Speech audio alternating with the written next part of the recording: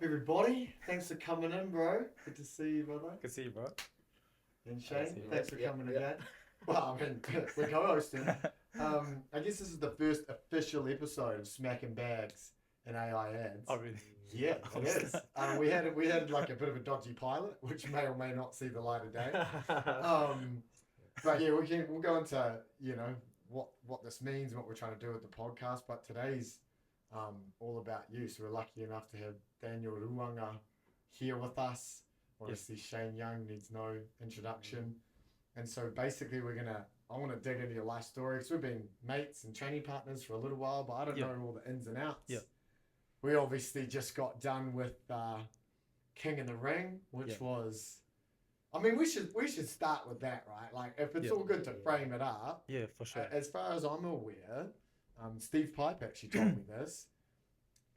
3 rounds, knocked all the way to King in the Ring final, knocked down in the last round to the extension round, lost a split decision. Yeah. That's only happened 3 times ever. It's happened twice, actually. It's happened twice. And the last one, too. And they were both you. Yeah.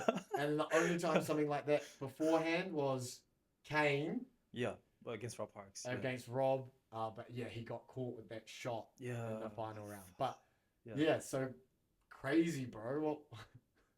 What was it like? What's it like coming that close twice? The biggest question for me is like, how you're still so positive and productive. How have you managed to integrate that experience? I don't know, bro. It just felt like a movie. Yeah? It felt like a movie. Yeah, for sure. And with regards to being positive, I don't know. What's the self-talk been? What's the self-talk been for you in your mind since that? It's just hard to process. Like I've been watching the show growing up. It's just crazy. I never thought I knew it was gonna be on there one day, but when it actually happened the first time, it was just mind blowing. I couldn't process it for so many weeks. I was still in complete disbelief. Yeah. And then this latest one, when it's second time round, I remember even on the night when I first I watched you over a period of about an hour go from sad to motivated to all right, let's get on with it. I just found that so inspiring. At the end after the fight. Yeah, at the end after the fight. I remember even by the end of the night, you weren't exactly pleased, but I watched you go into what's next. You're immediately what's next? What's the secret? It's hard because for this one, I was kind of motivated by a lot of people who were supporting me. A lot of people had their faith in me, and when the decision got announced and I lost, I kind of, if anything, I could live with the loss, but I didn't really want to live with letting all those people that kind of had that faith in me down. But when I left the ring and I saw my dad, he was the first person to come up to me, my dad, and he just congratulated me, and he just had a huge smile on his face, and when I lost it the first time, he did the same thing. He was the first person to come up to me after I lost, and I'm like, do you not realize I just lost 10K? Why are you so happy right now? I think maybe I got a bit of that off my dad. He's able to just blow things off like that. Yeah, wow. But yeah. Cool. So you got it from your papa. Probably got it from my dad. Got it from your daddy. Yeah. Well, that's probably a good stepping off point to go on a bit of a time machine. We're gonna work all the way back to the origin story. Yeah. Work our way back up through the career, and then I'm keen to go play by play through the last King of the Ring, and then that King in the Ring, and the whole experience, and kind of, I don't know, hear it from your perspective, hear all those details from your perspective. Yeah, for sure. Yeah. You got any little notes before we go on a time machine? Nah, I'm keen. I'm keen to. How good were those fights though? Yeah. Just before we do. Yeah. How good were those fights? I feel like from a fan perspective, I love watching fighting. But I feel like from a fan perspective, I'm a really good welterweight, and then going up to middleweight and clashing with some of the best. I feel if you know, you know. But it's crazy. All those fights could have been main events. Bro, if you know, you know. Yeah. That actually reminds me of this thing that Izzy used to tell me about. One thing that motivates him is creating moments in history. This was when he was King of the Ring, and I was like, bro, that's it. What you did there. Yeah.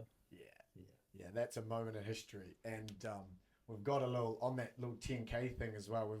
We've been cooking something up. Our sponsors, Troy, have been cooking up something pretty exciting. So we're gonna drop that. That should create a stir. You'll love it. I think. Really? Yeah, I think. I definitely. Do you think he's gonna love it? You might like it. I don't know. Well, we'll see. We'll see how you Yeah, feel yeah. if you want to, accept the mantle or not. But Yeah. bro, where does it all begin for you? Where were you born? So I was born in Auckland, but Yeah. my parents are both completely different cultures. Yeah. So what's can we go back? Yeah. Let's actually go past you. Let's go back into because I saw you come up with the flags. Yeah, I came out with the Sri Lankan and Māori flag. What's the heritage? Yeah, so my dad, he's originally from Sri Lanka, Yeah. and my mom is European, Māori, Hawaiian. Yeah, it's crazy. So you came out with Sri Lanka and Māori. So that was the Sri Lankan flag. That was a Sri Lankan flag. Yeah. Yeah. I was hoping the cool. cameras would get both flags in there, Oh, but yeah. And the Māori flag. it just got the Māori flag. Bro, a little bit of Hawaiian in there, like that. Yeah. Bro, how I got hands, epic. bro. You're an island boy. Yeah, bro. so good. That's a good mix. So that's like you've I don't know. You've Yeah. got to have some sort of genetic base, solid base. Yeah. Solid base. And so where were you born? Where'd you grow up? So I grew up around like West Auckland, Gleneden. Yeah. So that's my hometown. Went to like Gleneden Intermediate, then went to Kelston High School. You know me. What about the Palmy connection? I know that much. Yeah, so my mom, like she moved out to my parents are separated. So my mom moved to Palmerston North in like 2015. Yep. So I stayed out there for like 2 years, and then I kind of got sick of the place. I just Fair enough. Fair enough. It's got everything you need. Yeah, Nothing I you thought we were don't. trying to not be controversial. No. That's a common occurrence now. I'm a city boy, bro. Yeah. Everyone stopped for a pie in Palmerston North, Mm. or gone to nursing school Yeah, or something. If you want to go to It's a school uni there, town. It's a uni town. Yeah. That's what it is. Yeah. Or your parents are there. Yeah. And so you go down. Yeah. We've had this similar experience. Yeah. Okay. Cool. Yeah. And so when do you start fighting in that journey? So I actually started fighting while I was I started training while I was down there. Like How old? sorry, excuse me. I was like 14 at the time when I first stepped into a kickboxing gym. Yeah. 14, 15, yeah. 15, sorry, 15. Is that Art of Combat? Who?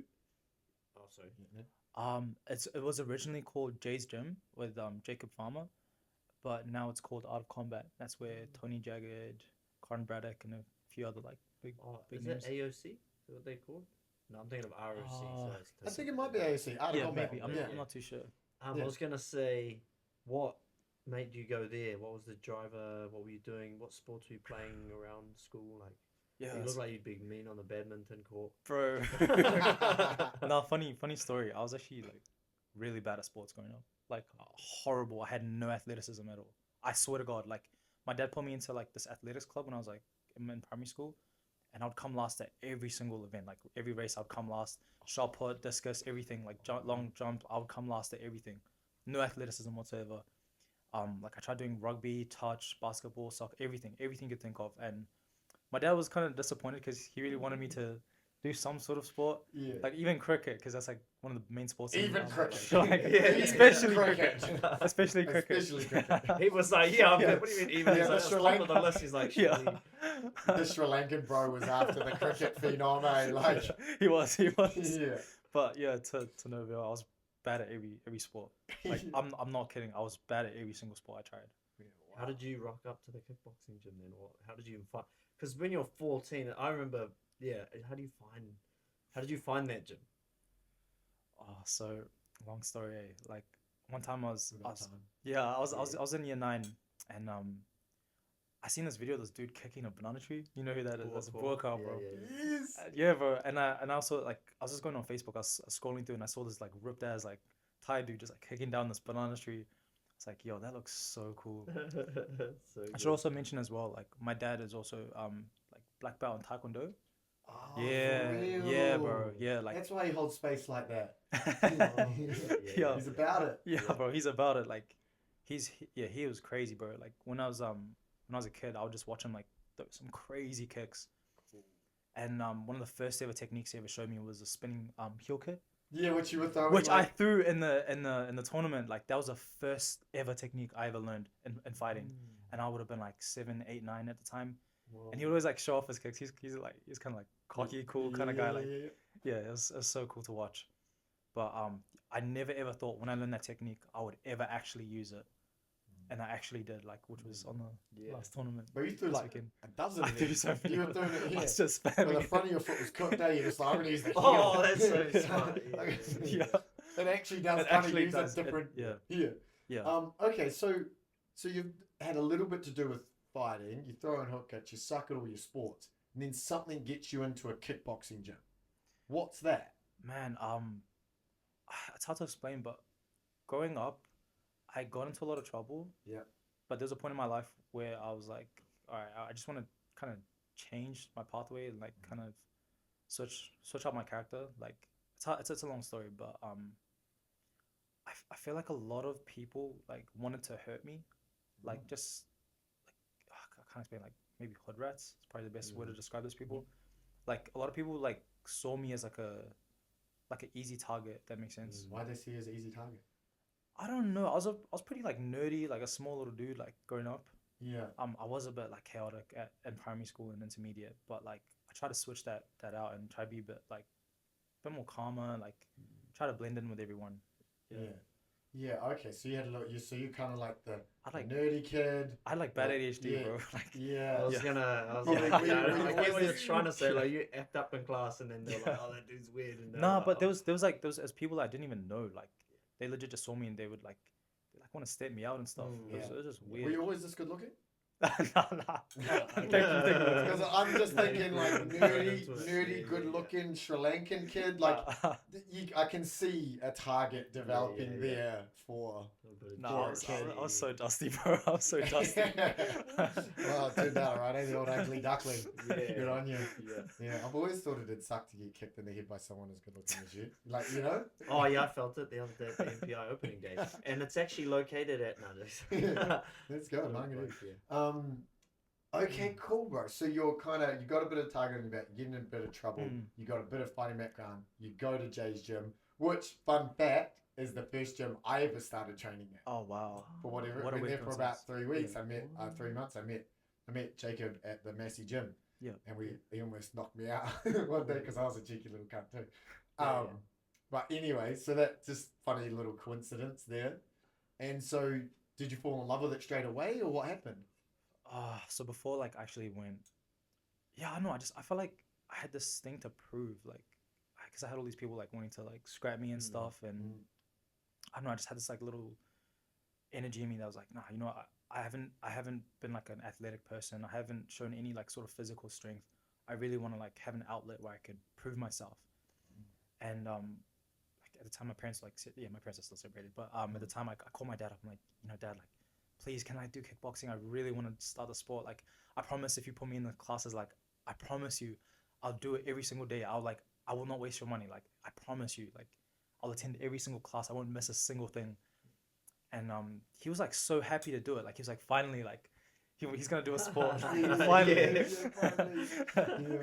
Sure, you don't want to do cricket. All right. Yeah. All right. Just one last crack, eh? Like One last crack. he turns up. He called him and he's got the cricket bat in his hand. Oh, kickboxing. Cool. Okay, and that's a good gym, right? Marty. Marty. Jay. That was my first he's my coach actually. Yeah. Like yeah. Shout out to Marty. Shout out to Marty, bro. He's a good guy. Yeah, like, Marty's the man. he's a good guy, bro. So yeah, I jumped straight into kids classes, and bro, it was like I just fell in love with it straight away. Right. Yeah. Okay, so did you feel like you'd found your calling, or like were you like, oh, okay, this is me? Bro, I thought I was crazy because I would like straight after school, I would legit just go straight to the gym. Like straight after school, bro. I was so hungry, like. And at that age, I'm like, no one else is like this. Am I crazy? Am I normal? Like, what's going on here? I would show up, like, I would pull up on, like, because I had, like, the gym card. I would go on, like, a Saturday, like, morning, then go Saturday night, then go on Sunday night. Like, it was just crazy, bro. Like, It's definitely not normal, but that's why you can do what you can do and other people can't. yeah, for sure. Yeah, okay. I was so obsessed, Wait, bro. I got a question that I wanted to ask before, but before you went to the gym, were there any street fights or anything that happened before? Were you like me? Before I became, I was like, I'm Mr. Runaway guy. Bro, I got into so many school fights. Oh, like, true. Some of them were definitely my fault. How'd you go? Definitely one lost some, bro. Half. One some, yeah. One some, lost some, bro. Yeah. Yeah, I got hiding sometimes, eh? I'm not gonna lie. Well, that's good. I won Yeah. some, lost most. Yeah, cool. Did you have any scraps back in the day? Is that what you? Not before I started fighting, nah, bro. I must have when I was doing graffiti for a couple years, I started some fights, but then I never got to a fight. I was like, anyway. Yeah. We need to do. We're gonna have to swap. We're gonna have to swap. We're gonna need to do the. We need to do the Shane Young story. No. Sometime. I was just saying also Not that today. there's a lot of obviously. people that get surprised when they're like, oh, they think fighter, and they think someone that like either was like a martial artist from like the age of 3, or just some like in the hood kid that's been saved, got no parents or some stuff like that. But no, yeah, I feel like our story, they're like not really been a fighter, but sort of wanted to do it to find something to prove themselves at us, that young age. Like that's the majority of the dudes I know from like CKB and stuff. They're all that sort of buzz. Yeah, it's crazy. It gives you like that outlet to prove like a strength that not many people could actually do. Yeah, and then you fell in love with it. Yeah, Okay, bro. cool. So then, when do you have your first fight? Actually, like what happens there? So you train with, and then you end up moving back up home to Auckland. Yep. So I ended up moving back home, and I actually dropped out of school at the time. It's crazy. Yeah. So you were 14 when you went there, then you trained there for like 2 years. 2 years. I was like 6. So I moved down at 14. I started training at about 15. It was only for a few months. Then I turned 16. Still training for a little bit, and then I decided to move to Auckland because at the time I wanted to like do engineering, but my school didn't offer any sort of papers to do it, any NCAA papers. And bro, because I'd done so much stupid shit at school, I actually had to like drop out. Like no school would accept me, bro. It was so bad, bro. The more the fight. So what year is this? Is this so year much 11? dumb shit. At the start of year 12. Right, so you couldn't get into a school at the start of year 12? Bro, so bad. Like I absolutely wrecked my reputation at school. It was so bad. Yeah, it was just. Sorry, I just. It's nice because every bad thing you can think of. It's just like, nice because I like know what he's done now. I'm like, yeah, that's what I mean as well. I'm like, I'm blown away. I try to redeem myself, bro. So I know how bad you have to be to get kicked out of our school, and then let alone so bad you're like the whole not let region. into the new ones. The whole region's like, nah, bro, bad egg. Yeah. So you but you went to Kelston for a bit. Yeah. And then left at the start of year 12. I went to Kelston year 9 and a little bit of year 10. Right. Then I moved to Palmerston North. And Okay. then, yeah. And so what happened? What did you do instead of school? So there's this correspondence school called Dakota. Like shout out to those guys. Like they honestly helped me a lot. So it's basically like school, but it feels more like uni, like online uni. Right. You know. So you can do all your NCA like internals through them. They'll send you like the email when you do like a what is it, like a practice test. If they think you're ready, then they'll send you the actual internals, and then fill them out, send them back. It gets marked, and then if you pass it gets posted on the NZQA website. But the actual externals, you have to go into like an actual proper high school and sit them, which is fucked up, bro. So you're wheeling yourself in there. Yeah. So I had to go to to Linfield High School to sit my externals, and like I was wearing mufti, bro, because I don't go to this school. I don't have their uniform. And there's all these people like, yo, who's this guy, bro? I've never seen this guy before. I could just hear all these people like whispering in the hallway, bro. It was so bad. Did you have to do it in a room with all of them and they're in their uniforms? Yeah. And you're just I'm the only guy that's there with mufti, and they've never seen me in their life. That symbolism, eh? Like just like this guy like carving his own path. Yeah, wow. Like why? Because you also just casually mentioned like I always want to do engineering. Where did that come from? Where did the desire for to be an engineer come from? I wanted to like. I really had a huge like passion, not passion, but like curiosity for just like figuring stuff out. I really like science and math in school, but I don't know. I feel like the way school kind of, I don't know. I feel like you can say it. Yeah. You know what I'm gonna say. Like, say it. It's just trash, bro. They really don't put much passion into it. Yeah, there's a lot of trash schools. Yeah, there's a lot of trash schools, a lot of trash teachers, and then if you're lucky enough, you get one of those good ones. Yeah, bro. And I feel like I had about 15%, 20% like good ones, and like bro. that was kind of enough to get you through sometimes. Yeah, but there's so much passion out there. I feel like it's just unharnessed, just because of like the level of. Yeah, I don't know. I feel the schools are just. Okay, so then you go and you do your externals and you pass level 2, level 3. You just I did really well. Like it was crazy. Did you get excellence? Yeah. I got excellence endorsement for like. I don't want to brag about this. I did really well for calc and physics. It was crazy. Oh man. But all I did was just like I just spent my whole life those 2 years, like last 2 years of what would have been high school, just studying every day. Yeah. So you've got a switcher. You've got this thing of like I'm gonna do the thing. And then you put all your energy into it. You're able to focus your energy down and your obvious capability into this thing. Yeah. Yeah, that's special. That's awesome. Do you think you were born with it, or did you get it from your dad, or was it a combo? Where did that come from? It's kind of what I was speaking to at the start. I want to know if we can. How do we bottle Ruwanga and then provide that, you know, to more people? I feel like growing up, kind of got compared to like other kids a lot, Mm-hmm. and not just that, but I feel like throughout school and everything, I don't know, like I feel like I was always looking up at people, like, and I was like just down here, you know. I don't know how to explain what I'm trying to say. Little Like, chip on your shoulder? You're going like, I can do I'm that. just like, why can't I be like them? Nice. Yeah, basically what Simo was saying too. Not like better than them, but I know what you mean. Like want to Yeah, I was kind of like that confidence. ugly or duckling, if that be makes up sense. there. Yeah. Yeah. You wanted to prove yourself, and then you're asking those questions, and the answer is there's no reason, right? There's no reason you can't be like that. Yeah. Yeah, epic. So now, and then what happens? What's happening with your fighting career at that point? Are you training at Strike Force by now, or? So I was so focused on like just studying at the time because I didn't have any teachers around me, so I had to get into uni somehow, and I just put all my eggs into one basket. Yeah. I stopped training for a while. I would go to Strike Force for a bit, but yeah, How was that then? How was the first, how did you find out about Strike Force? Was the first time you went into Strike Force? so some of my bros from intermediate went there. So Oh, so when you went to Palmy, Yeah. they were up here going, Yeah, and then you were yeah. both like, oh, bro, Yeah. we're both, oh, yeah. Yeah. Yeah, I mean, what was your first Strike Force session like? Do you remember it? Do you remember your first Aaron session? bro, it was just crazy. Like it was crazy, bro. Like Sprints. yeah, Yeah, I it was was just, gonna it say, was, did it was you get the honestly just cones it was out? just Yeah, sprints, yeah. bro. It was just sprints, and it was completely different to what I was Yeah. doing in at out of combat. Yeah, yeah, intense. Eh? Just intense, bro. Yeah.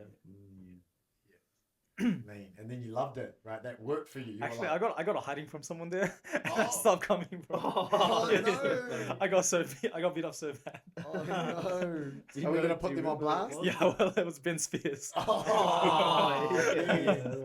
yeah. Oh, everyone's got a Ben Spears fuck me up Yeah, story. I was gonna say with the, I got humbled so bad, bro. That is so. Do you think you needed it, or was it? Oh, definitely. Yeah. I was like a cocky. I kind of got a bit cocky, like at that age. You know, I was like, yeah, I can fight now. Like, Yeah. yeah, I've been training Muay Thai. You know, I know some stuff. And then yeah, he completely, yeah, he brought me back to reality. Yeah. Yeah. Oh, that's so good. Shout out to Ben Spears. Bro. Fuck yeah, So it's then great. when you did your studies, then you were sort of doing a little bit of training at Strike Force. You finished your NCA level 3s. Yeah. Then when did you? So you like did you take a break before uni? Did you go? Nah, Start the roll straight bro, away? I went straight to uni Yeah. after that. And And then what's the did- degree? Bachelor of Engineering. Yeah, man. And specialize in elite. Electrical. Yeah.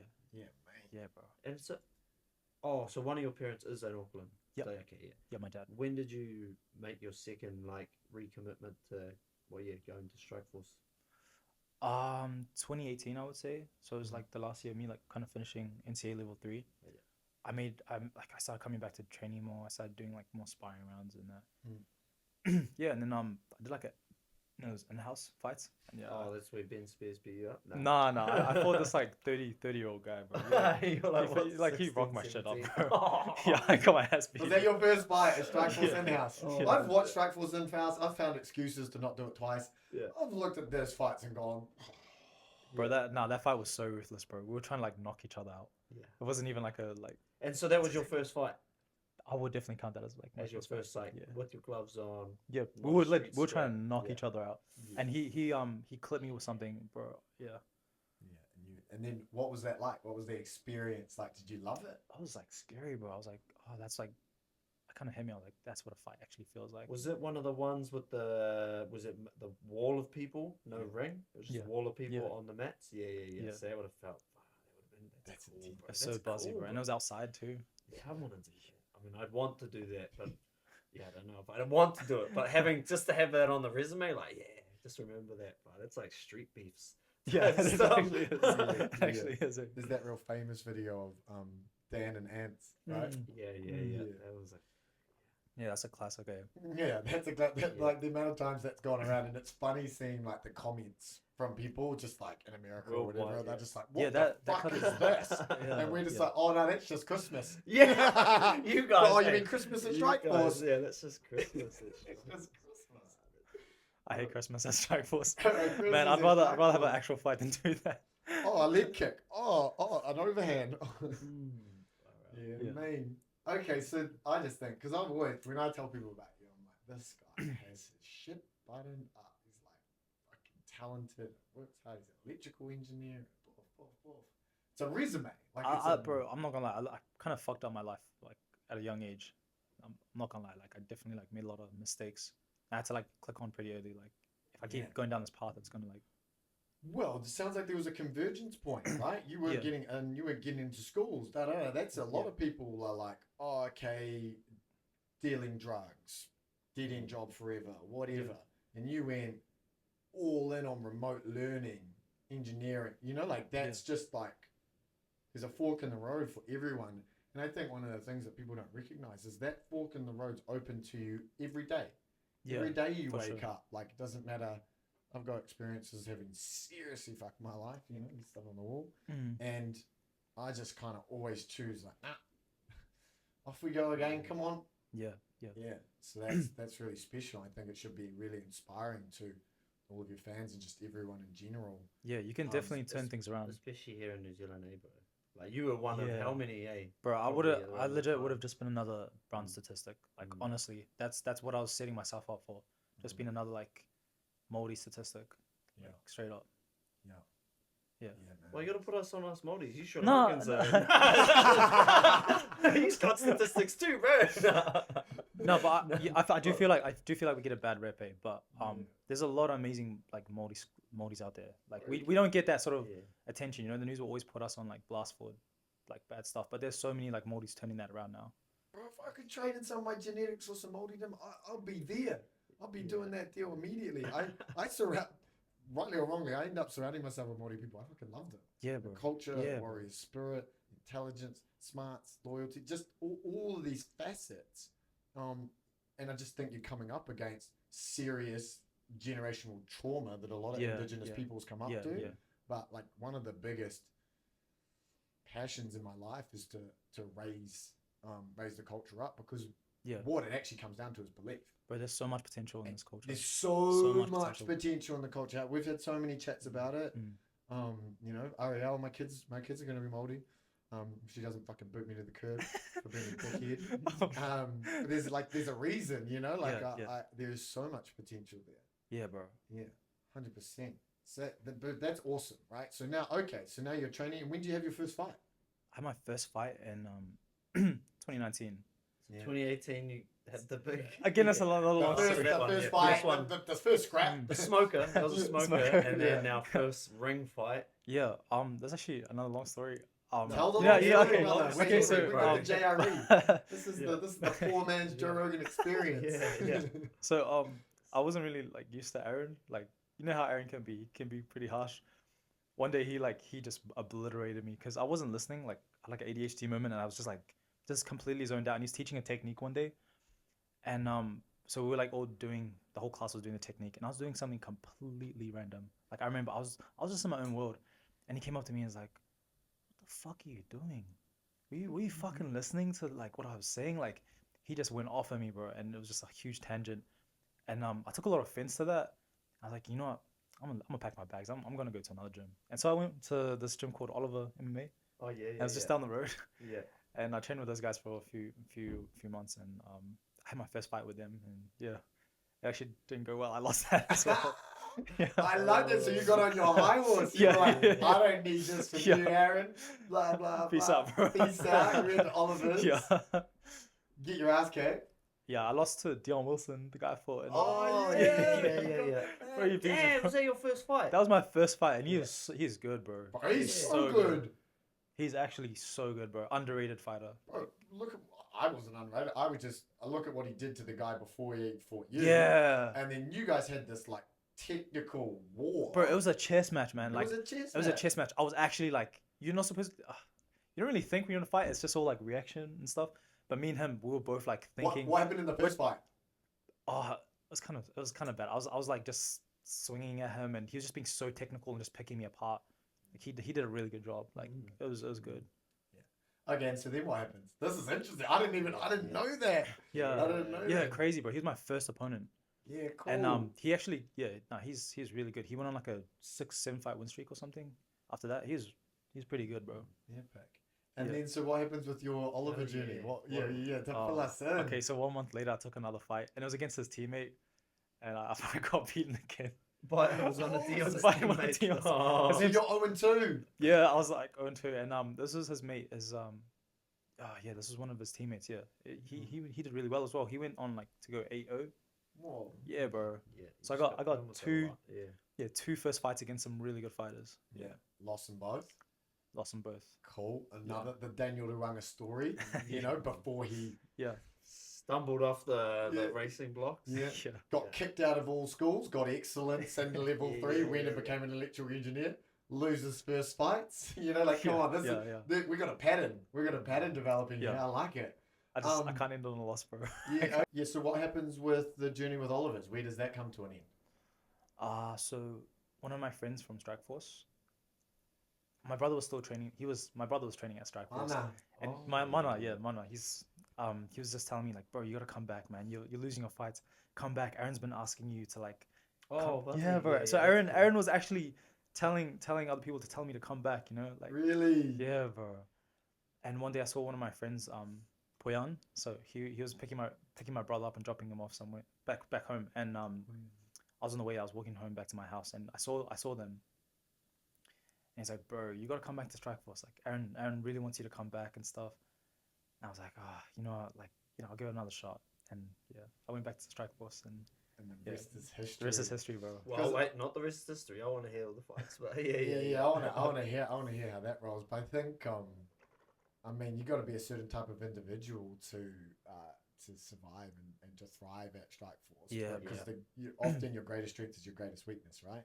Yeah. And that's what Aaron just, if you can handle it, he just extracts more out of your mentality. Well, that's at least Bro. my experience. It's kind of what I see Bro, for in real. there. There's Yeah. just this like aura and energy of like, fucking give me everything you've got. Yeah. And if you're Yeah. willing to do that, like it comes out. Bro, you gotta have that iron in you to train at Strike Force. Like my fiance, she's not even like doesn't even have a fighting background. She said like you actually gotta be tough to be at Strike Force, because like I said, I walked away after he went off at me, and there's so many people I've seen that have like left, so many people come and go, and bro, you gotta have that like steel in you, bro. Yeah. Okay. So then you come Yeah. back and then fight 3, fight 4. How many fights you got on your record now? So that would have been now I think 20 now. 20 literally. Yeah, After well, King you of the Ring. done. Bro, that was 20 now. You Yeah. had 20 rounds at 2 King in the Ring, which Yeah. is crazy. Like that's know, bro. fucking crazy, right? 20 Yeah. rounds, 20 kickboxing rounds. Oh, Yeah. my shin's just like, you know. Hard. Okay, so yeah, like take us through some of those fights. Do you Yeah, do yeah. you go back to Strike Force and start winning immediately, or what happens?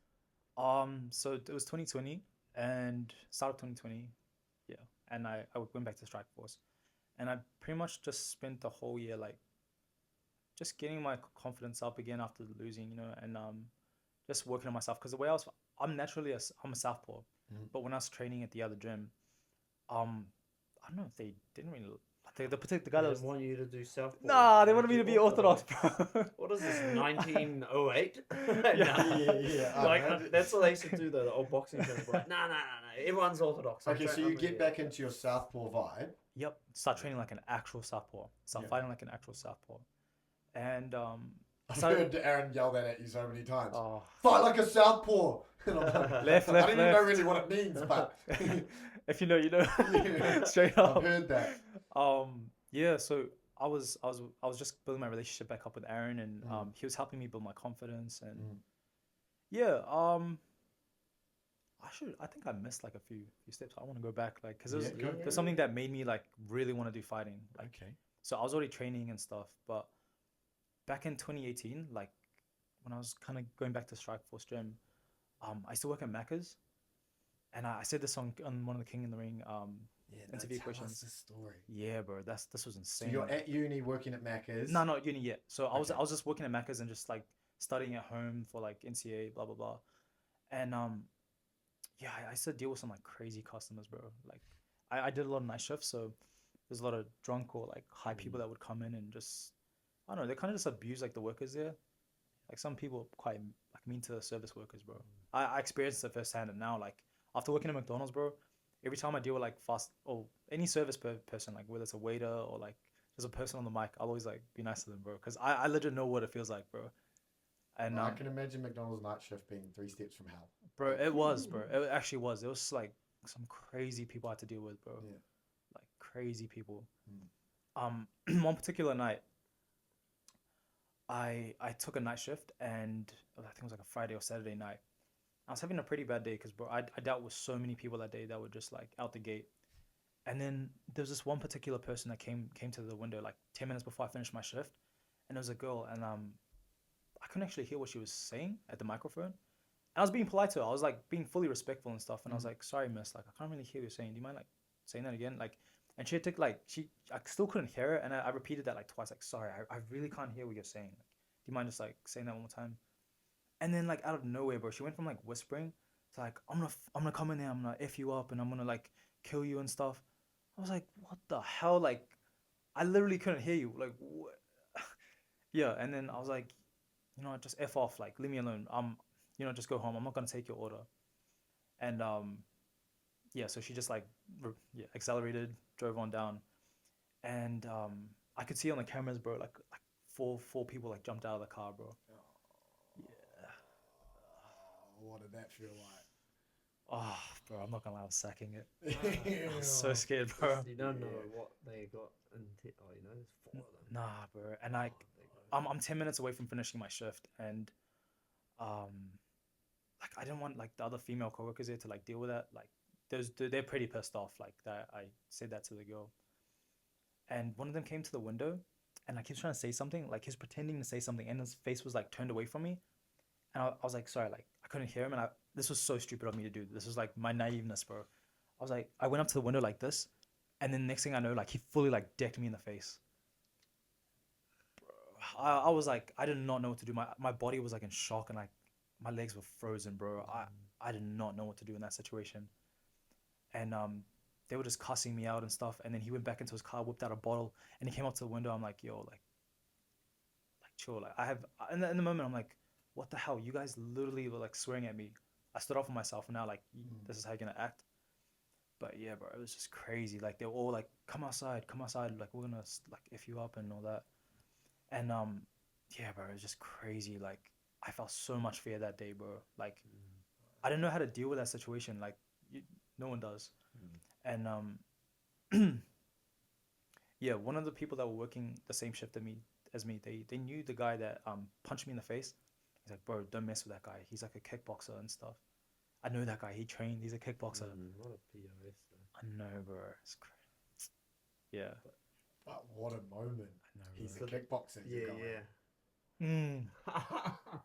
I'm like, where did all my training go? I'm like, I've dropped my nuts completely, bro. But it's almost like goes back to when you're at school and you're like, well, I could do that too. Yeah. But you could do it better, you know. You're like you don't want to be like him, but you want to be like people be like, don't mess with him. He's a kickboxer, you know, like that. Because I can imagine that. Yeah, you wanted that confidence. In I had the so talent, bro, but I've never had a fight at the time. Like my confidence wasn't there, bro. And like just getting dicked in the face like that at my work, bro. I'm like, I don't know how to deal with it. Like I'm a bitch, hey. Just standing there in your McDonald's uniform. Like, You're just having a nugget, eh? You're just having a nugget. You just go. I didn't get trained for this, bro. I didn't get trained to do this. No. Drive through window fighting. Uber fades. But Yeah. Wow. Okay. Yeah. How did Glen it, Eden, so eh? did they end up just leaving and? Nah, bro. Oh no! Oh, okay. What happened? Oh, bro. They waited outside the restaurant, bro. They waited like for like good 30 minutes, and my manager called the police and stuff, but they like stood their ground. They waited, bro. And like as I was about to like leave, I thought they were gone, bro. But they all came to the front door, all of them together, and they're like, "Come outside, come outside, like, we're gonna like f you up, blah blah blah." They just kept carrying it on, bro. And it was like there's like a good like group of 5 people, bro. It's crazy. That's commitment, eh? To bash someone in the face. Obviously, the police have been called, but to hang around.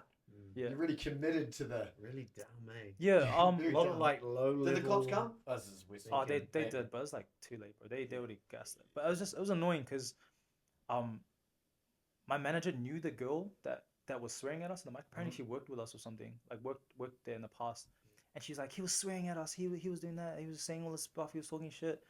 I'm like, bro, what? You guys literally instigated this, Mm. and now like they were looking for trouble, bro. They were Yeah, straight up looking yeah, for trouble. yeah. And that guy that was a kickboxer, like he was looking for that. He wanted an excuse to go do that. Yeah. You know. Yeah. Yeah. So they eventually bail, and then what was that evening like for you? How does that evening go as you go home and you process that? You're shaking. Are you up all Oh, bro, night? I was shaking. I was up all night. Like I was 17 at the time. That was like actually traumatic, bro. It Yeah. was bad, bro. Like that's the best way I could say it. I don't want to sound like a bitch, bro. But Nah, bro, that's scary as shit. I was actually like traumatized for a long Yeah. time. And the like the messed up thing is they kept coming back, bro. While I was on ships, they kept coming during the day, bro. To like, What I know, bro. Dude, I'm not like name and shame these fucking pussy Nah, ass. yeah, let's not. Bunch of Let's little find them. fucking pussies. Yeah, yeah, bro. Yeah. They'll be probably in the crowd. Going, Yeah, I bro. know that guy. Yeah. I punched Yeah, that guy one yeah, day. yeah, they will be, bro. They will be. Yeah. They'll be doing that. I punched that guy at Macca's one day. Yeah, bro. It's, Or, Fuck. or something will come around and then you'll, I don't know. Something. Wow. Okay. Did you find, was that something that gave you another level of like, right, I'm gonna become a fighter? bro, That's never that happened. rocked me up so bad, bro. Like it shook me so bad, bro. What was the self-talk there? Do you remember what you used to say to yourself, or was there something that like, so you were shook? When did it turn into power and motivation? It took it took years, bro. It took years, bro. Like honestly, I did not get any confidence for years. Like that's something that like wrecks you, bro. Like especially for like a normal like if it happened to another person, I don't know, someone that doesn't have any background in training or something, bro, that would actually mess them up for a long time. Yeah. Like some average like person on the street. And that's the thing, like there's a lot of dudes out there that train and go around like standing over people, like decking people in the face in public. I have no respect for that. Like that's coward stuff. Yeah, we need as many people training as possible, understanding morals, ethics, what good looks like. So when that stuff starts to kick off, it's like, okay, Yeah, bro. let's do the thing. Yeah. Most people, when they're trained, fight less. They want that. So Yeah. a lot of that for Yeah. people. I don't want to stand up for anyone here, but a lot of that like that hurt people stuff. Like that person is scared and in pain and a bit fucked up. Like. And I feel like to get anywhere, I mean, there's an exception. And what? That's Anyway, I was gonna say to go through the fighting system and to actually become a fighter, I feel like you get weeded out if you're a piece of shit, like a guy who does that, a guy who knows what the damage a punch can do to someone and then does it to a random, that I would hope that they would get weeded out. But surprisingly, I was gonna say, but without, I'm just gonna do some gossip. But between the lines, I heard. And I know of someone that just fought in the King of the Ring that you fought on. That's a bit of a coward puncher himself. really. But okay, that's a big actually call him coward punch. But I mean, if you're fighting in the streets as a person that is fighting in King of the Ring, Like he was in the tournament? yeah, That's crazy. yeah, Yeah, how reliable is that evidence? pretty reliable. Pretty reliable. Well, I don't know. Maybe we'll just. And it's cross-referenced with a couple other. Wow. But anyway, Well, it's that does- this guy here. No, It's this guy here. yeah. Yeah. Okay. Yep, so we got him. No. Anyway, he's but been hunting down Burger King employees. Hurt people. drive through is like, yeah, your push kick to the face. You've been practicing. Wow. But Yeah. but you said that at some point that became power for you. At some point it went from, I guess I felt victimized, I'm traumatized. At some point, you said when you opened that up, something that really make me want to be a fighter. Yeah, bro. At what point did that happen? Talk me through that. Oh man, it took me like years of like training to get that confidence. Like Right. years of training, bro. And I'm talking like every day, bro. And when you trained, did you used to think about that? Was that there with there you? was a lot of moments where I thought about it, and there was a lot of moments where I was like, I really want to cross paths with this guy. But he's one of those people that like have one fight and then just gap it. He had one fight. It was one padded fight. I found out who he was. He had like a shin pad fight, and then he's going around like acting up like that. It's like it's so pathetic. Yeah, It's so that pathetic. person, the type of person Yeah. that goes through and pursues it and has 15 fights, often is not the same person like No. tricking people and hitting them through a McDonald's drive-through window with 5 mates. Yeah. That's not. No. It doesn't make sense. No. Okay, so then you use that as power. I just want to hit on that because I think it's really important, right? It's this idea of a fork in the road. Yeah. So you've got a decision: is this going to continue to haunt you? But you went and used it as a motivating force to train and to conquer, which we all have trauma. differing degrees of trauma. Yeah. It's like, do you use it as power to progress and to conquer that trauma, or does it control you, right? Does it hold you back? Ah, I've wanted to tell this story for a long time because I don't think a lot of people know that's like kind of the reason that was like something that shook me up to like make me be like, I want to prove my strength now.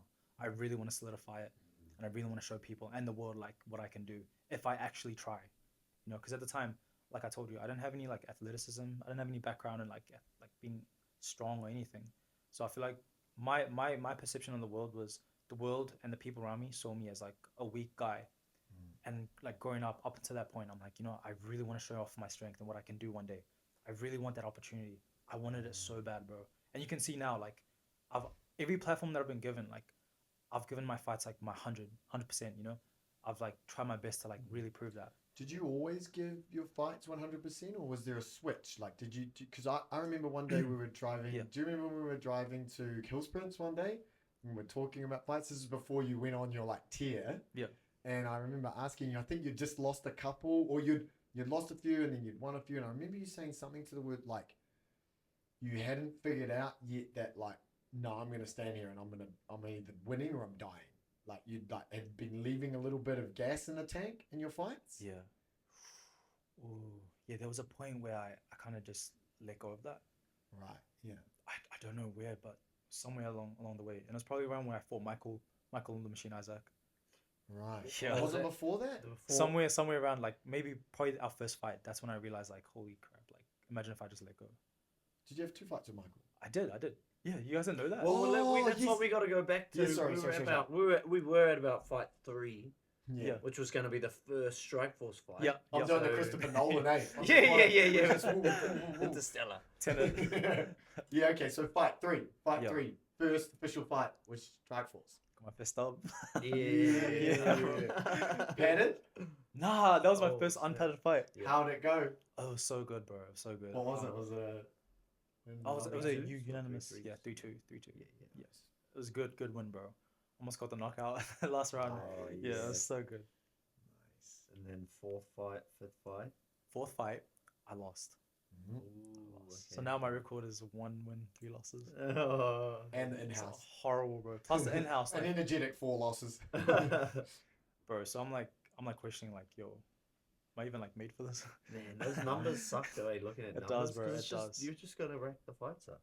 It does. Okay, cool. So you were having doubts. And Mm. Ruwanga's going, am I made for this? Yeah. Da, da, da. Yeah. Wow, okay. And then fight 6, fight 5, fight 6. So after that last loss, that was in about December 2020, and at the time, like, my mental well-being was pretty trash. Like, there's a lot of things in my life that happened at the time that made me completely like, I don't know how to say this, but I kind of just lost hope. And yeah, it's a long story. Like, at the time I was in like this 3-year relationship and like kind of got cheated on and stuff. It was a lot of stuff that happened at the time. Kind of got cheated on, or? I reckon it's different. No one likes different. to admit being cheated on. Yeah. Oh, and also if it's an accusation. No, like, Oh, you know, don't want to. for sure. Like, Name and shame. Let's just create as No. much smoke as we Nah, can. nah. I'm just kidding. Okay, so you're losing some fights. You've been cheated on. all happening in the same You're time. a dropout. No. Bro, like L's on L's, bro. I took so many L's back then. Bro. Yeah, I'm you've not been even kidding. assaulted at work. Then you're the loser, Ruwanga. Bro, that could be your... You're like Kurt Angle. You suck now. It was so bad, bro. I took so many L's back then. I was just, But yeah, I was out of luck that's back You're then. an out machine. Yeah. Let's go. Damn, bro, that was hard though. And you were studying too. Yeah. How was your study going during that time? Because you started studying at 2018. Kinda trash. Or Kinda no, trash, like, 2019, you're a year and yeah. a bit into it. At the time, there's a lot of things happening. Like, yeah, I was kind of just losing the plot, bro. Okay. So you know how I worked at Macca's? I saved up a lot of money. Same time around December, like I put some of that money into like stocks. I was doing okay like at the start of the year, but like up until that moment, like I started making some really bad like choices with like what I was putting my money into. So all these things happening at once, bro. I was just taking L's on L's on L's. Oh, Bro, I lost a lot of money, bro. Like a lot of money. it just made me question like, what was all that? What was all those night shifts for? You know, Oh, it was so bad. remember that punch to the face, and you're like, Yeah. oh, mate. Well, this I could have been working at this crew Bunnings or knows- something. Yeah. This crew here knows a thing or two about wasteful spending, like or wasteful investing. Like, Yeah. I mean, I don't want to speak on your behalf, but No, yeah, I feel yeah. Yeah, Okay, cool. So you're taking L's, and then you're doubting yourself. bro. Yeah, that. Did So you all ever of these. did you almost come close to quitting at any point? Yeah, man. After that loss, I was just questioning like, that whole 2020, that year of 2020, I was training so hard, like during lockdown, everything, and I was also like studying, like quite a difficult degree, and like I was doing okay, but I was like, I'm putting all this effort into the sport. Like, I've lost like all my fights basically. To what avail? Like, where am I even gonna go with this? Like, is there even any point? What if I just like stop training and just go all in and studying and go in all into my career and stuff? Like, what if I just do that instead? Because clearly this is not working out for me. And it's crazy, bro. Like, following the year 2020, 2021, my mental was just trash, bro. COVID as well. Yeah, it was COVID, so like it was lockdown, and bro, my whole life was just a mess at the time. Like, I was studying, I was doing okay, but like I was like waking up, no, staying up to like 3, 4 a.m. bro, every night, waking up at like 3 p.m. in the afternoon. It was just crazy and chaotic, bro. Yeah. Kicking your day off in the mid-hour, rolling That's out not of healthy. bed, maybe That's some not baked healthy, man. beans for dinner if you're lucky. Yeah. Yeah. Lots of Windows shut, lots of YouTube. Well, yeah, what was Lots of happening for you wanks. in COVID? No training? So during like 2021, I came to a point where I was like, I feel really bad right now. I feel pretty horrible about myself. But a lot of things that have happened recently, even before that, like the stuff I mentioned, like I was like in a mental state where I was like, I really want to rebuild myself. Like, I really want to come back. If I ever come back to fighting, whatever I do in the future, if I ever get into another relationship, I want to go like I want to do the best I ever can, like best I can, And I spent like all of 2021 just reinventing myself. How did you do that? How did you reinvent yourself? Because there's one question I haven't Yeah. asked you yet as well, but I'm gonna follow up later. What is how did you do that? How did the reinvention process go? What was the thought process? What tools did you use? Yeah, so I am like someone that believes in God. Like, I pray like a lot, and that year, before that year, I was kind of like, Is there a specific God or the oh, gods? I'm like kind of Christian, like Christian. You're a Christian? Yeah, Cool. my Christian background. The year before that and like 2 years before that, I kind of like just stopped believing. Yeah, it's crazy. Like, I kind of just lost faith, and I started being like real nihilistic and stuff. And then 2021, like I started praying again and like getting back into it. Like, after, even though I was doing all these like just living a messy ass life, I was like starting to just try to rebuild myself back up, like start building that relationship back up with God and stuff. And yeah, I was like journaling and like meditating and doing all these like self-improvement things. I was like watching this like YouTuber called Hamza at the time. I don't know if you guys know him. Hamza, yeah. So I was just consuming so much self-help content, and it actually like definitely worked. Yeah. And you started praying again. Started praying again, bro. And I noticed as well you're a little bit like, because I've mm, been walking with God and I feel a little bit the same way, like like God or praying. I noticed you're a little nervous about it. Do you mind if I put you on the spot? What is that? No, I know a lot of people don't believe. So I'm not gonna force my my views onto people, but Right, I cool. am like very much a strong believer that like God is real and stuff. And do you think that's where you've drawn a lot of power and Oh, strength in your bro, life? like this is nothing. I think so, bro. I honestly think all the prayers, like my grandma would like growing up, my grandma's very religious, very hardcore Christian, and every single morning I wouldn't go to school without her like sitting me down and like reading like the Paipera, is it Paipera Māori? The Māori Bible. Oh, yeah, the like Ratana Bible. No. It was Oh, it was just it the was Māori a version holy of the Bible, Christian Bible, but yeah. all in Te Reo Māori. And she was fluent. So Yeah, she's Yeah, bro. I would have to like recite every single like paragraph and stuff in Te Reo Cool. Māori. Can you riff it now? I forgot it. Epic. Well, we need to learn that. Yeah. It's probably ingrained in your DNA. You know it, right? You know it. I swear you've riffed it before. What the whole? No, not the whole thing, but I'm sure there's a morning Oh, prayer that uncut you... of care. Yeah, that's just the one cut of care. But he's saying the whole Holy Bible, the New Testament, Yep. in Old Māori. and New Testament. Yeah, into the Māori. wow. My grandma's so like That's religious, cool. like not religious. I would say she had a strong faith in God, Mm. and yeah, bro, it was so powerful. Like nothing could shake that. And growing up, I was just like, oh, it's kind of cringe. Like, Nana, like, what are you doing? And every time she would make me sit down and read the Bible with her, I was like, oh, I don't want to do this. I don't want to pray. Like, I don't want to do any of this. I just want to go to school. Like, let me go. And even after school, she would come like force me to sit down and like read the scripture with her and like do another prayer in the afternoon. And I'm like, oh, do I really have to do this? She's like, yep, come on, like sit down, like. And sometimes like I'll be so zoned out, I wouldn't even like listen to what she's saying. I wouldn't even like care about it. But she still has so much passion and like love for it that she's like still reading it to me. She's not even self-aware that I'm like zoned out. She's just reading it to me with such passion. And yeah, bro, she was so worried for me growing up. Like I was kind of like the troubled child, like in school and stuff. So she would like pray for me every single day. She would sit me down before I went to school, like every day without stopping, like just a streak. Every single day she would pray with me, and I wasn't even invested in it at the time. But like as I got older, like there's so much power in it. Wow. Yeah. Oh, Yeah. that's so special.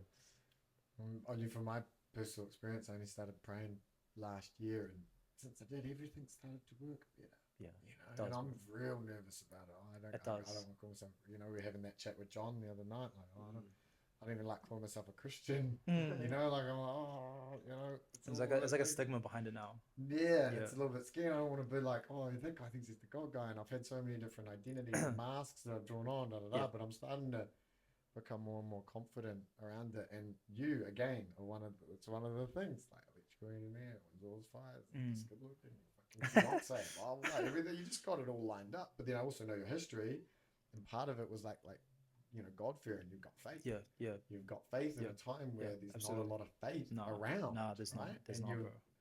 So that, oh man, that's special. And you can see a specific point in your life at which you went away from it. You went away from God. You went away from the prayer. Yep. Things started to kind of disintegrate, Yep. implode, doing the 3 p.m. wake ups. Yeah, bro. And then you started to bring it back in. Prayer, It's all in meditation. 2021 specifically, bro. Wow. And bro, like I asked God for the most craziest things at the time, like make me a champion one day. Like at the time, I thought things that weren't like possible. Make me like one of the best fighters in the country. Like give me like the best woman you could give me, like everything, bro. Like help me become a good engineer one day. Like help me get my money on track. All these prayers. Like I won't go into specifics because they're kind of personal.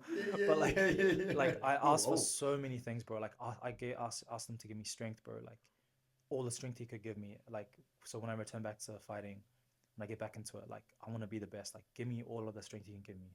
Wow. Yeah, bro. It was crazy. Like And it worked. Sorry, I shouldn't swear when I say that, but yeah, but like you've been using I've been using a lot of profanity today. I swear way too much. I'm trying to, and I hope the big guy understands. Yeah.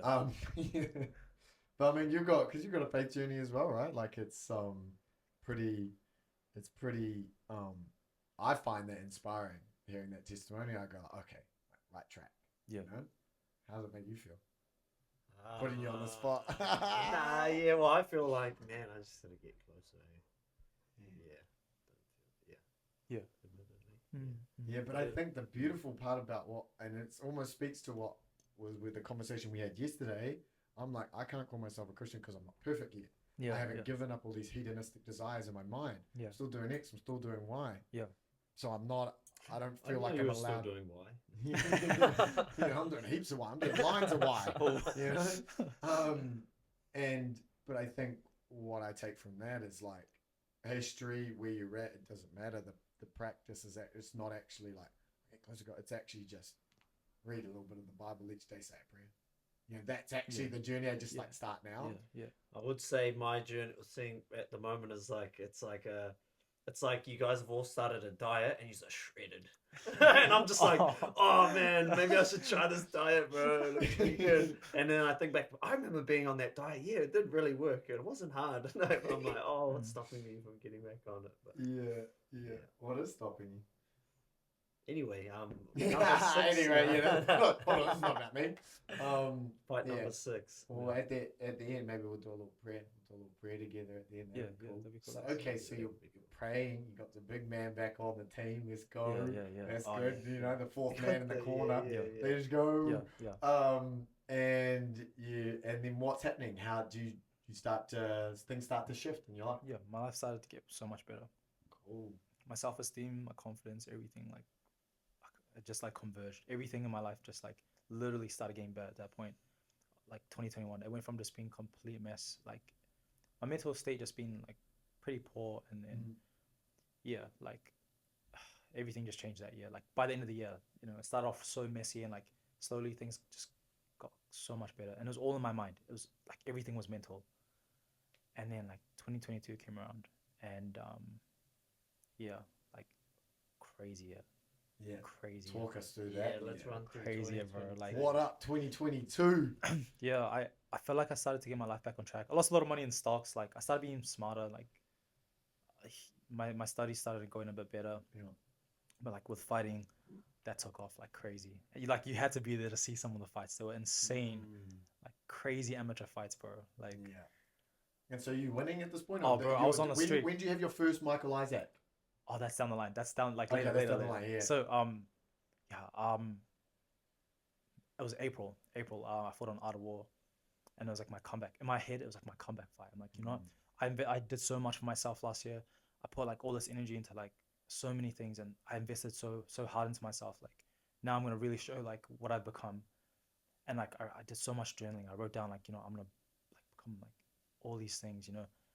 And then I fought my fifth fight. It was against a dude who had like a 3-0 4-0 record, and my record was like 1 wins 3 losses. And yeah, bro, I just obliterated him. Like you could see how there's like a change. Was that in Te Aratu Peninsula? No, that was a good fight, but that was the one next after that. Oh, yeah. But bro, you could see like the look on my face was like, it was so different, bro, compared to before.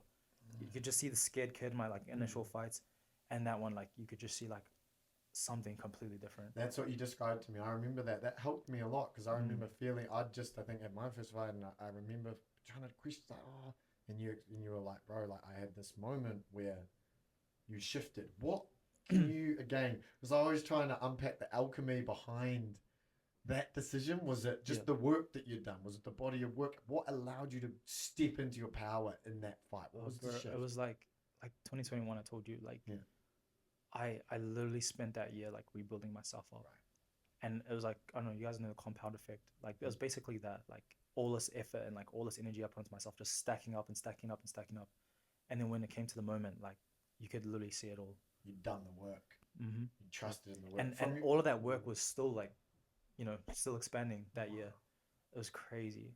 From your perspective, did you have a moment like that? Did you have like a crossover, like where you done the work, you started trusting in the work, or were you, when I stopped doing graffiti animal from the beginning? Nah, when I stopped doing graffiti and committed to it, yeah, then I like actually thought I could do something with it, and then I gave up something I fucking loved more than fighting, but I just was like, not love more than fighting. I don't know, it was better. It was just easier, I guess, than fighting. The progression, but I was like 16, 17, and then again probably 21. And that was like, both times I was probably walking a lot closer to gold without really knowing it. Yeah. Yeah. Wow. Yeah. Okay. Cool. So then, you go on a little bit of a tear now. 2022. Yeah, I went like a 7-fight win streak after that. Oh, how many in 1 year? No, how many fights did you have in that 1 year? Because you must have. I had like four 5 fights that year, and then I had like another 2 the next year after that. And then I fought. Harder to find fights when you win 5 and in a row. and then I fought Michael Isaac. That's when I fought Michael Isaac for the first time. So 5, 6, 7 in a row wins. Yeah. How'd that go? Tell us about that fight. Were you nervous going in, or what was the go? When is this? Is this 2023 at this 2023. Point? Yeah. So like 2022, 2020, like 3. I just went on like a long fight win streak, and I was fighting like. Initially, it was like people, and then like it got to like actual champions. Like I think I fought 3-4 champions in a row, bro. Yeah. And they were like, these were good fighters, bro. Like you should probably say their name. It's not like disrespectful. Yeah, no. So I fought. Journey. The first champion I fought was Zia Hussein. He's like a well-known like amateur around the country. Now he's a pro. He's pretty decent. And then I fought I think it was Greg Lamanu. bro, that guy was like on like a 5 KO streak. He was like knocking people out, bro, on King of the Ring. Oh, yeah. He was so good. And I fought this guy called Charlie Beaters. And that guy again, like he's so good. Like These guys all have names that sound like they're fighters. Like bro, like Jonathan Algieri. Like, nah, these dudes are so good. Like Charlie Beaters, you can just see like his highlights, he's just sleeping people with his head kicks and stuff. Yeah, bro, he's so good. And then yeah, I finally got to Michael Isaac, and yeah, bro, I lost that fight. Yeah. What was the That fight was- like? I was trying to like, it was very technical, very technical. I think I didn't. It's hard to explain, but I don't think he knew how I fought, because I don't think at the time he heard of who I was, and like I kind of had like an idea how he was gonna fight, and I was trying to like stay on the outside and like pick him apart, but it was such a technical fight, so technical. Yeah, man. Yeah. Yeah, Michael's a man. Eh? He is. Yeah, He's like he's a good quality human. he is, bro. He is. Yeah. Yeah, cool. Okay, so you lose that one. Yeah, like behind that one, You're a pro at this point. This is your no, this was amateur. Oh, this is amateur. It's Okay, amateur. cool. But yeah, around the time that I fought him, like my fiance can attest to this. I was kind of just like chill, like I'm on this winning streak, I'm the Oh, man. Like, yeah, you got to. yeah. I was like, yeah, I can kind of chill. I don't, Yeah. I can like, I don't have to train as much. Man, it's hard to keep a win streak. I've had a few Yeah. good win streaks, and then you get that. You're like, Yeah. I'm just gonna smash this dude anyway. And then yeah, I fought him, and sharks, bro. It was like, damn, that was like first time I realized like, yo, there's actually like levels, like there's levels There's above me. limits to the game. Yeah, bro. You're like, oh, what's up, reality? Oh, okay. Yeah, Oof, okay. yeah. good. Where was that? Where was that fight? That was a Knees of Fury in Hamilton. Oh Man. Like, there's no one cheering for me, bro. Yeah. I swear, there's no one cheering for me Yeah, except my it's missus. hard. This is my fiance in the crowd, like, yeah. Like, You make a habit of fighting in like hostile territories. Eh? yeah. Yeah, it's good. It's just Underdog. dead silent, bro. Yeah, okay, cool. And then so you lose that one, but that gives you the kick up the ass you need. Yeah, I'm like, damn it. Okay, I need to lock in. Yeah. I fought a dude who literally like trains all the time, like way more than I do, but he also trains like real smart. Mm. Like, he's not playing around. I'm like, damn, like I gotta really like. He set trains like myself- an athlete. He does. He trains like an actual professional athlete, Athlete. not just a fighter. Correct. Yeah. I'm like, okay, let me see what I can do. If I train like him, let's see what I can do. And so then I got back on my grind, and I was trying to like emulate all these different, just integrate all this different stuff into my training. And then I got matched for this title fight against this guy in Oz. Oh, But yeah, no, Well, and are you still amateur at this point? This is Mm, right after so- the Michael so- Isaac fight, this was gonna be my first pro fight. and it was gonna be straight for a title. Yeah. because they saw how you was had a- fought Michael Isaac, yeah, and they were like, yeah. It was a ESCO Muay Thai title. Mm. And I was meant to fight this Australian guy. He was like a teenager. He was like 18, but he ended up pulling out, and that guy was really good too. So I ended up fighting this other guy called Bradley Kearns. And Oh. bro, I was so gutted that I lost my win streak, and I was just going into this fight like, I'm gonna get back on it. I'm gonna jump on it. Like, Man. I was so hungry, bro. But when I fought this guy, like, he was so like technical, and bro, he like broke my nose in that fight. Like, bro, he landed so many elbows on me, bro, and I was like just rushing forward, like. So you went from amateur to full Thai. Were your amateur fights Thai? That's my first Thai fight. Oh no, Michael Isaac was my first Thai fight. Yeah, This guy- classic. And we didn't even throw any elbows at each other. There was barely any Yeah, elbows that we yeah, threw. yeah, But when I yeah. fought this guy, like, That's all he threw. and he you're was like, spamming it, and I didn't realize like until after the fight he broke his hand. So he Oh, was yeah. spamming elbows on me the entire fight, and I'm just like eating it, bro. Like, I was so stubborn. I was just like walking into Yeah, every yeah. shot. You were there for that fight. Like, I was just trying to rush him the entire time. And Or was it here? I was at the Philip Lam show, the one in the what's it called? Chinese restaurant. Yeah, Not the Chinese restaurant. Oh, Yes. Kohi Buff- Marama Stadium. Yeah, that's And I it. thought you Yeah. did. I thought you did pretty mean. Yeah, we got the table because Honey right. was fighting as well. Yeah, that's Oh, right. so he organised this table and tried Yeah. to get everyone, and then there was a big miscomm. So Yeah. it was me and Ariel. It was just you two. Yeah. Me and Ariel, and then Kane sat for a little bit at this table, empty, watching because like there'd been all these miscoms. Yeah. Like that was. I'm funny. glad we come to a point of the story though where you guys are connecting there. Yeah, we Yeah. converged a little bit before that, but that's when I was like a fan. That's when I was kind of on the bandwagon. Yeah, that's I was right, like, that's I know potential when I see it, and I was like, I wanna hitch on this wagon. Yeah.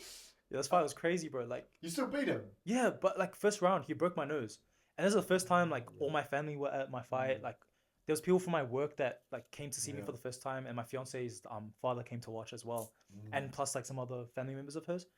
And like I just knew something was wrong with my nose, bro. And there was like all this blood like gushing out of my face, bro. Yeah. Mm. And I just looked up at the bleachers. I'm like, fuck, like all these people came here to watch me.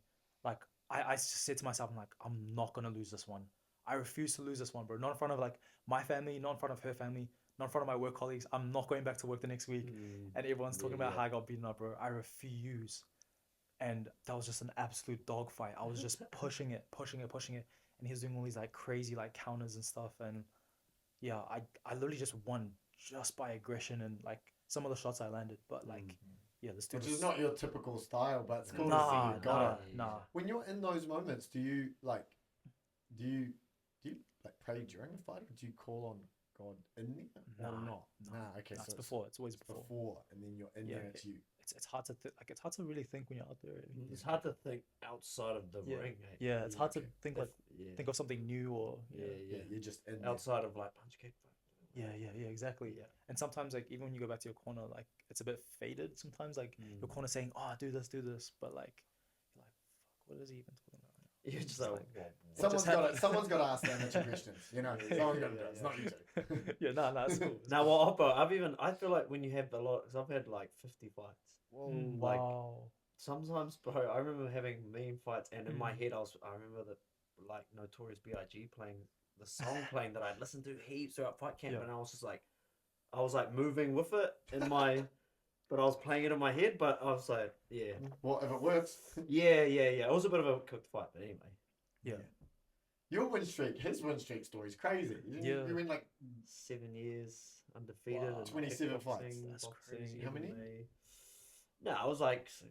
It was like 12 or oh no, sorry. Then I went pro. Oh yeah, sorry. It was like probably 17 or 20 fights, 7 years. That's really across good. the- It's crazy. Yeah. That's so Yeah. good. Okay, yes. So you get that dub, and then this next one's King of the Ring, isn't it? Yeah. Oh, nice, with bro. Holy with a shit. ride. Well, I was thinking, like, I was like Yeah. wondering when I should say this, but I was like, from my perspective, I was like, the bro's been an overnight sensation. Like, I saw you, bro. You know what is funny? We were talking about this on the drive over. He's like, oh, you know, the King of the Ring always has, you know, the odd. I call them sacrificial lambs. I was like, yeah, and I was like this. I was like, I just realized, like, I thought you were there for the first one. I was like, who's this guy? And then I was like, oh, nice strike force. So I was like, bro, never ever. But then I was like, he presents as like a well-mannered dude. I was like, oh, no, but it's like probably just This Kevin guy likes Potter. Naruto. Yeah, He's pretty and I was boy. Like, there's no way. Yeah, so But that's not why. that the Naruto things. Yeah. That actually is probably a good sign. Yeah, But yeah, okay. Yeah, so you went pro fight, Philip Lamb one show, pro fight, Philip. then King of the Ring, Yep. then King of the Ring That's again. why I would have been like, No, yeah. nothing in between the two King of the Rings. 68, 72, I 4 couldn't kilo weight. I couldn't find any matches, bro. Yeah, well, Nah. I'd fight you. I wouldn't. That's crazy, bro. Bro, that's mean. Okay, so now we're there. Because I want to tell a little story as well. Like, I remember, like, do you remember when I first came to the gym? Yeah. And we, like, for whatever, like, you know, because you're still at that point, you were still in a little bit more like, I don't think you were as locked in, you know? No. And so I can see it, he would get in trouble. Like, Aaron Yeah. would be like, put your fucking guns away, Dada, because you'd be like doing this stuff. Yeah. And then I remember seeing like myself and you, and then we ended up like pairing up, you know, and so we were training together. Yeah. And at this point, this is like, it would have been 2022, it's pre, 2020 or 20? yeah, 2021, 22, Yeah. somewhere in and Yeah. around there, right? And I just remember thinking like, because how old are you now? 24 now. 24. Yeah, Hey, yeah. that's crazy. Yeah. That's crazy. So you would have been 21 at the time. Yeah. And I just remember thinking like, oh, I remember this. Like this kid's like, he's the man, and he kind of knows it, like some degree. Oh, you remember But, like, that from yourself, your own journey. Yeah. You're like, a little bit, you know, like a little bit. And like, yeah, and I remember like partnering up with you. I remember how like kind and gentle and friendly you were, because I was new and sucked and like you still do. But I just remember you being so, yeah, kind and like firm but hearty but gentle, like and Yeah, like yeah. really motivating and nice. Oh, Yeah, that's and I nice just of you. thought, I just Yeah. wanted to bring that because I thought that was like a side of you were just always super polite, super like really, and like everyone most fighters are actually really polite. Yeah. But I remember you being like an extra level of that, and just thinking like, oh no, there's something special here. There's like some X Thanks, factor, bro. That's very you nice know? of you. Yeah, we started sharing gloves and shit, you know. Like, Oh, that's right. Yeah, I still use them too. yeah, it's mean. Yeah. And I just remember thinking like, because I was new to the sport at this point, and you know, like you're good, bro. That's Sorry, you're sorry. good, bro. Yeah. Bro, The king in the ring oh, song. I stood on his foot. I stood on his foot after one of the fights. Oh, On the king. Do you remember that? No. Oh, I felt so bad. It was like Do you after remember? the fight, and we were talking down that corner, and I stood on your fucking foot. At King of the Ring. Yeah, after. Oh, like in the changing rooms. I think it was before that. Oh, really? Anyway, fuck, I felt so bad. I felt like I was, oh my god, standing on the bro's foot. But anyway, lost my place. Don't know. Anyway, really nice, friendly when no one's looking. Oh, and I remember thinking at this point, like, why isn't there more investment? Like, how can you be like this good and like doing this thing and looking around like Marketable. Yeah. marketable? So my marketer brain's on. I'm like, Yeah, hold on yeah. a minute. Okay, so like engaged electrical engineer, like good looking, da da da. Like, oh, fuck, that's a package. But like your gloves are breaking off, and you're crawling. He's like crawling. He's like crawling around in the beginner kids club thing, wearing two different ones and shit. I'm like, Yeah.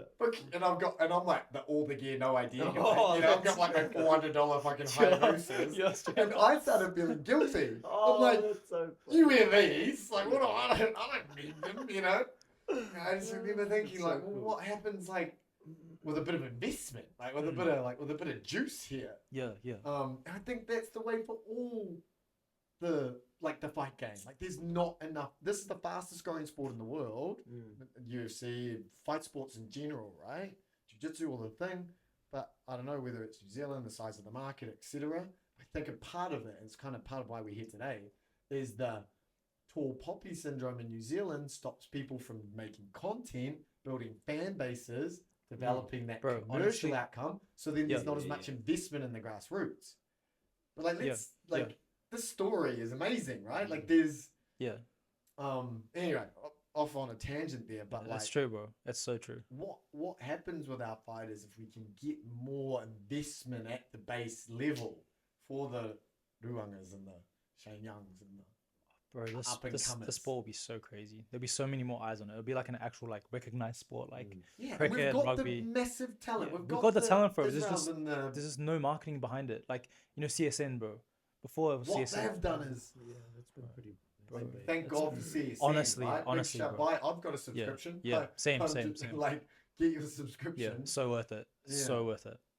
Yeah. So anyway, that was just that was Yeah. kind of like where we connected. We're actually gonna say CSN sponsored this podcast. yeah, just thanks, by guys. just by being existing, you guys get the first sponsorship. Woohoo, 100%. And Tesla as well. Big shout out to Elon. He came through with the sponsorship on this one, which is a pretty big sponsor to get. For Yeah. go No, around, that's but right. I forgot. That's not bad. We're just we're gonna have pretend sponsors to. Yeah, that's all. Yeah, sponsors. CSN's a pretend sponsor. yeah. But yeah, man. I want to let you finish your. No, it was just like how we connected and how we got connected early on. Just as like he was like in the gym, and then I remember being like kind of the naughty kid getting into trouble, and then we ended up like connecting a bit. And that was before I kind of knew how good you were, and then that started to develop out, and then I just went like, oh man, I want to kind of invest a little bit here. Like, what could this become? You know? Yeah. That was just my tangent. Yeah. Just wanted to make it as So that much got about us me as to possible. the start of King in the Ring. King in the So I Ring. want to know, you're 1-0 in Muay Thai. Yeah. King in the Ring is fucking K1 anyway. Yeah. How the fuck do you get on King in the Ring? Who did that? Did Aaron just tell me did you have an idea? Did you ask to? Yeah, you tell me. It's a crazy story. I think like shortly after that fight, I heard that King of the Ring was the year, for my weight class was the year after 2023. Oh, sorry, 2024. And it was just a weird coincidence. I was at training and I was filling up my gas, and I saw one of the promoters, Cars, from Oh, ETK. yeah. I saw him, and he was like, "Bro, like," I just said hi to him and stuff, and then he was like, "Oh, bro, do you want to fight on King of the Ring or something?" You were the sacrificial lamb. He was like, No, no, I jokes, actually jokes, actually jokes. fought one of their good Yeah, fighters yeah. too. I fought one of their really good fighters. Oh, so he actually seen you? Yeah, Bro, he seen me, bro. Like Yeah. they were sleeping on me before, but then like they knew I was like, Oh, I don't want to like sound egotistical. Yeah. But yeah, he was just like, "Oh, you know, you want to jump on King of the Ring and stuff." I'm like, uh, you know what? Yeah, let's do it. Yeah. Like I was kind of sucking it, but I was like, you know what? Chance meeting, man. I'll do it. I'll definitely do it. And yeah, like I spoke to Aaron about it. I said like, you know, like there's gonna be a King of the Ring coming around next year and stuff. Like, could I jump on that? And What did he say? I can't remember. He says if you think you're ready for it, like, you know, I'll put you on. And Aaron loves it when we it's hard to explain, but with Aaron, he doesn't want to watch us fight people that he knows we're gonna beat. He wants us to go into like challenges that he can't predict, because that excites him as a coach. He's seen so many fights in his whole life. Like he's mastered the sport. You know, like he really hates seeing those fights where like you just know who the winner, what the outcome's gonna be. He doesn't want a padded record. Eh? No, he wants doesn't. you He to wants you like be better. to be like go down the unpredictable route. You know. Yeah, cool. Yeah. And okay, so yeah. you get on. You're like, yeah, we'll do it. And then how long? From a chance meeting with Cars, like planted the seed of the idea. No, I always wanted to fight in King of the Ring. I really did. Like course, once I developed myself, I'm like, yeah, I was like, I mean, even back when I was in high school, I heard about it. You know, while I was training, I was like, you know, one day I just imagined myself winning it, and it was crazy. Like I always wanted to be on it for such a long time, but it was obviously going to take some time for me to get that experience.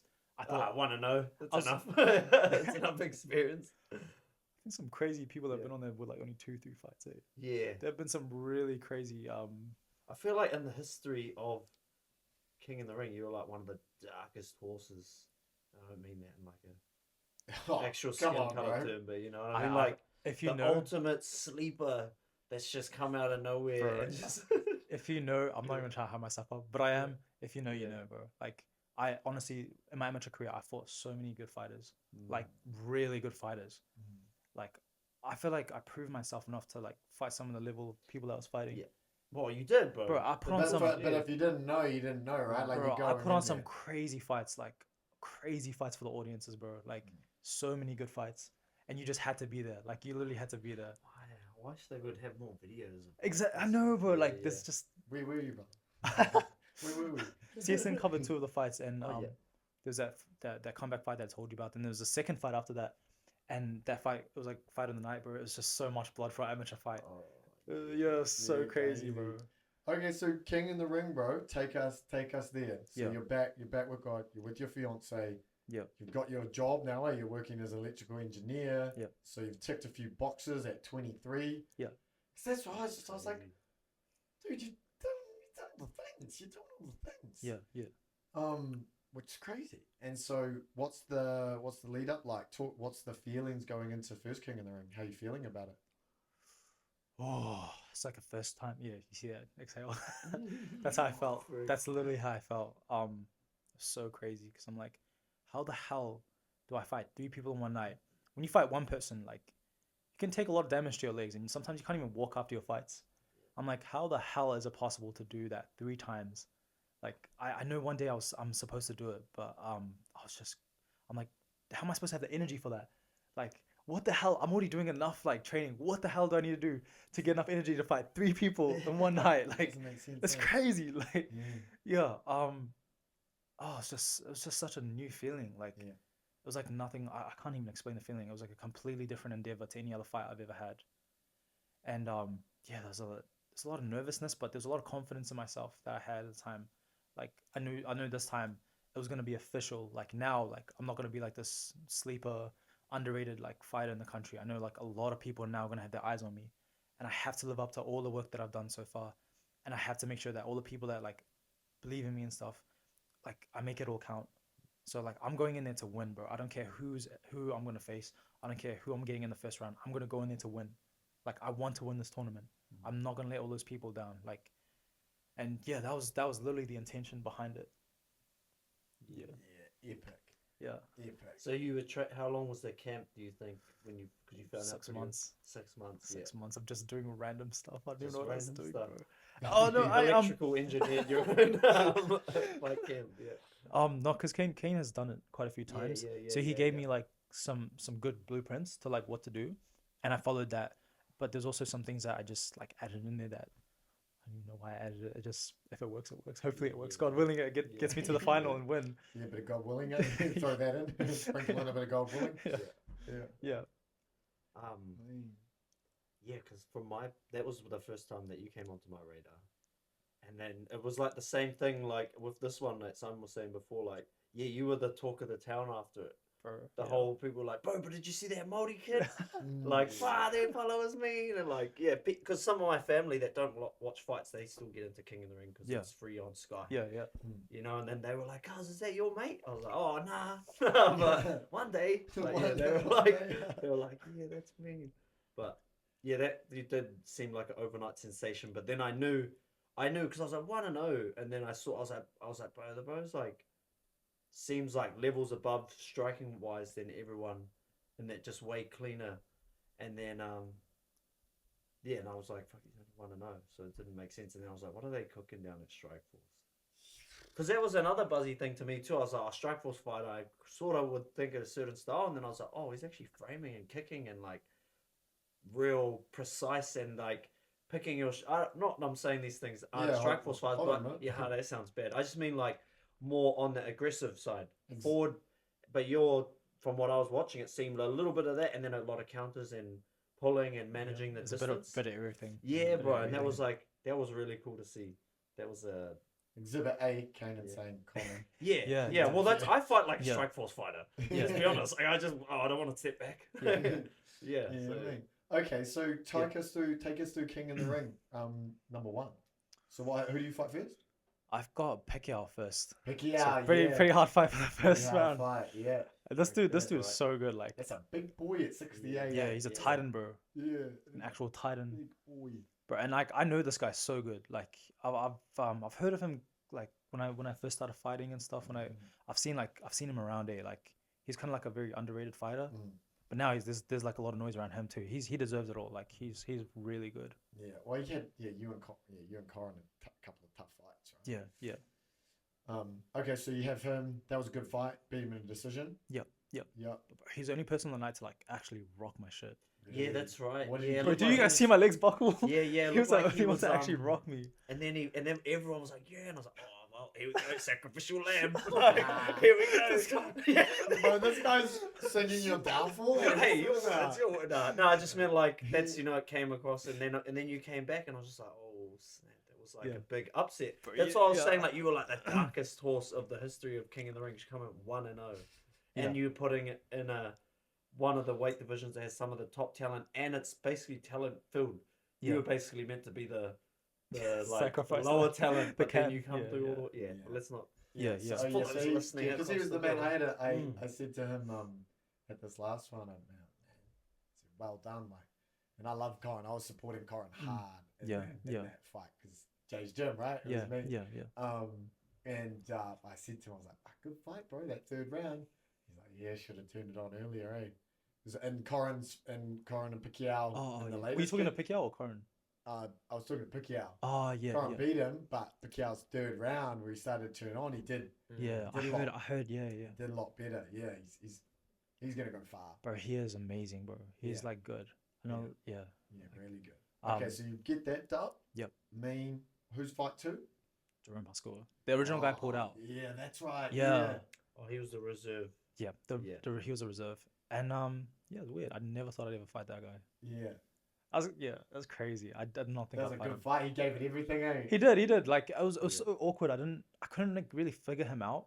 Yeah. He kept switching stances and doing all this like, it's just because I think he's a boxer first, and like I think he's got one of those indomitable spirits. I think he goes all the way down, like kill me or I'm gonna be here. Bro, he's fought Andre Mikhailovich. In boxing, that's crazy. He's like he fought for a world title. He's from New Zealand, bro. He's a really good boxer. He's undefeated up until that world title. So how did you win that fight? What was your game plan going into that one? I thought to beat him was to use knees. I was Knees. gonna say, I just remember that second fight. I was like, man, I love southpaw knees. They Yeah. look so good. Yeah. So I was like, he's a boxer. And he's very open. He's got a big torso. Knee him. Like, I tried doing that. I tried doing a bit of other stuff. It was just so hard to box him. He was like, I know. Like, if you watch that fight, I was like eating a few weird shots off weird angles. It was so buzzy to fight him. Very unorthodox, but orthodox. I don't know. Yeah, he kept switching stances. Good fundamentals, but then using them in strange ways. Yeah, just off like really weird timing and weird shot selection. Yeah. Yeah, man. And then the main event. So you get decision there as well. You do there. Yep. And then we're into the main event. Michael Isaac 2.0, right? Oh, yeah. Bro, that's a banger, bro. Well, that was a banger. That fight was such a banger. We were in Europe watching. I was just. Oh, it was so intense. so many people I know were watching that overseas. Oh, It was crazy. So good. What was your game plan going into that one? So my brother, he when I was about to walk out, he did this gesture to like he was like basically doing like a push kick and like knee gesture to me. So like knee Michael and teep him. And I was Shout like, out to Mana. yeah, my brother Mana. And I was like, okay, I got you. I trust you. Like, and then yeah, first 10 seconds, I literally came out like aggressive as, and I was just trying to just knee the fuck out of him. Just like, I just kept like spearing my knees straight into him, like straight away. Like, Yeah, those were yeah. horrible. No, your knees are crazy. Yeah. I mean, your knees. I are don't know so how he sick. got up from that, bro. I don't know how he got. I thought it was over, bro.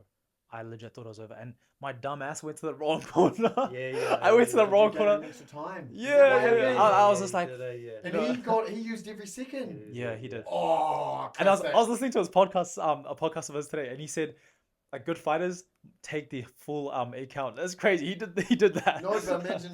Yeah. That was smart. And Michael Isaac's count because then the ref would have been like, no, go up to he's cerebral, right? He's thinking like Michael. Oh, Isaac he's is so conscious, smart, but bro. He's Good aware. coach, bro. He is. He right does, bro. And he's got there. good fighters around him. He's got Carlos Hicks. He's got Alexis Serapisos. Bro, he's got a Bro, crazy Alexi, gym. Alexis the man back in the day, bro. Yeah, he's king in the ring. Yeah, bro. Yeah, the glasses guy. Yeah. I Yeah, remember yeah, watching him. Bro, he's a killer, bro. Bro. Has he fought Kane? I feel He like did, they he might did. have- He did. Yeah. Pretty sure he like walks out to like Star Wars theme. Bad. Yeah, Bro, he's a killer, bro. He's got like killer geek saying, Yeah, you know what I have at Macca's? You know, oopsies. Or you now. Yeah. Maybe at 17 might get away with it. Yeah. Wow, bro. Okay, so because those knees, I've eaten those knees. I've eaten the pulled version of those knees where you're being real nice. But dude, I remember seeing that. That was so crazy. So you were like, I've got it. He's not I getting was up because so confident, it was bro. the spot. Hey, I was so confident, bro. I legit like, I was so confident. And I was so zoned out. I went to the wrong corner, bro. But like even still, bro, he like recovered and he got up, and I was just like in disbelief. I was like, this is gonna be a long night for me. Yeah. Oh, no. This is gonna be a long night for me, man. Was that round one or was it round two? This is round one. Round First one. 10 Yeah, seconds. that's right. Yeah. You got an A. He got up, bro. He's walking towards me. I'm like, fuck, this is gonna be a long night. And I tried like take him out. Like I just, I'm still like inexperienced. I just had that was like my first pro fight before King in the Ring. I had a few amateur fights before that, so I don't really know how to finish people off. And I was just trying to do whatever I could, just like throw whatever was in the fridge at him. And it just got to a point where I was like, oh man, I'm so close to winning this tournament. But like I was so desperate. Now I'm like doing stupid things, like swinging at him, and you could see him like popping me. Like I was like, my hands were here, like I'm like throwing combos at him. Yeah, you were letting him come in. Yeah, like I was throwing combos from my chest, bro, and like I was like missing everything, and he's just like countering me, boom, boom, like my head's going back, bro. And then it made me even more desperate. I'm like, fuck, I'm like behind the cards, But I thought I won like 2 rounds and stuff. Like I thought I had 2 rounds, but then last round I was just reckless, so reckless, just amateur mistake, just lack of experience. I think it's also a lack of like, not a lack, but you were able to maintain a level of calm and really, bro, like you shouldn't be there, but you can, like, in terms of like, if you were to be like thinking, you'd be like, yeah, like I shouldn't be here. Easy to tell yourself that, but no, you're like, get fucked. I deserve to be here. I'm meant to be here, and you were meant to be. I wanted it so bad. Yeah, and you maintain that for fucking 6 rounds. Bro, like that inexperience of fighting, like to maintain that level of focus and calm, because that's what it's like. Maintaining composure is like a muscle. It is. It's not something you can train very Yeah, easily. That's the hardest part. That's the hardest part. That's something I think a lot of people lack in the sport. Composure. It's a game changer. Yeah, your heart's burning, the lungs are going, all the things are happening. And then but the dropping someone, that's presenting a new situation that you're like, at the end of a tournament too. So you managed it well. But honestly, watching back, it did look like you lost your head for a bit. Because I was like, he doesn't look tired. He just looked like he's frittering out all of a sudden. And I was like, what's happened? But yeah, then you definitely brought it back though. But yeah, Yeah. just Shane, did you research? Yeah, a little bit, but nice. yeah, that was Yeah. That's like you took it. How did you stride, score? really, How did you score the first 3 rounds?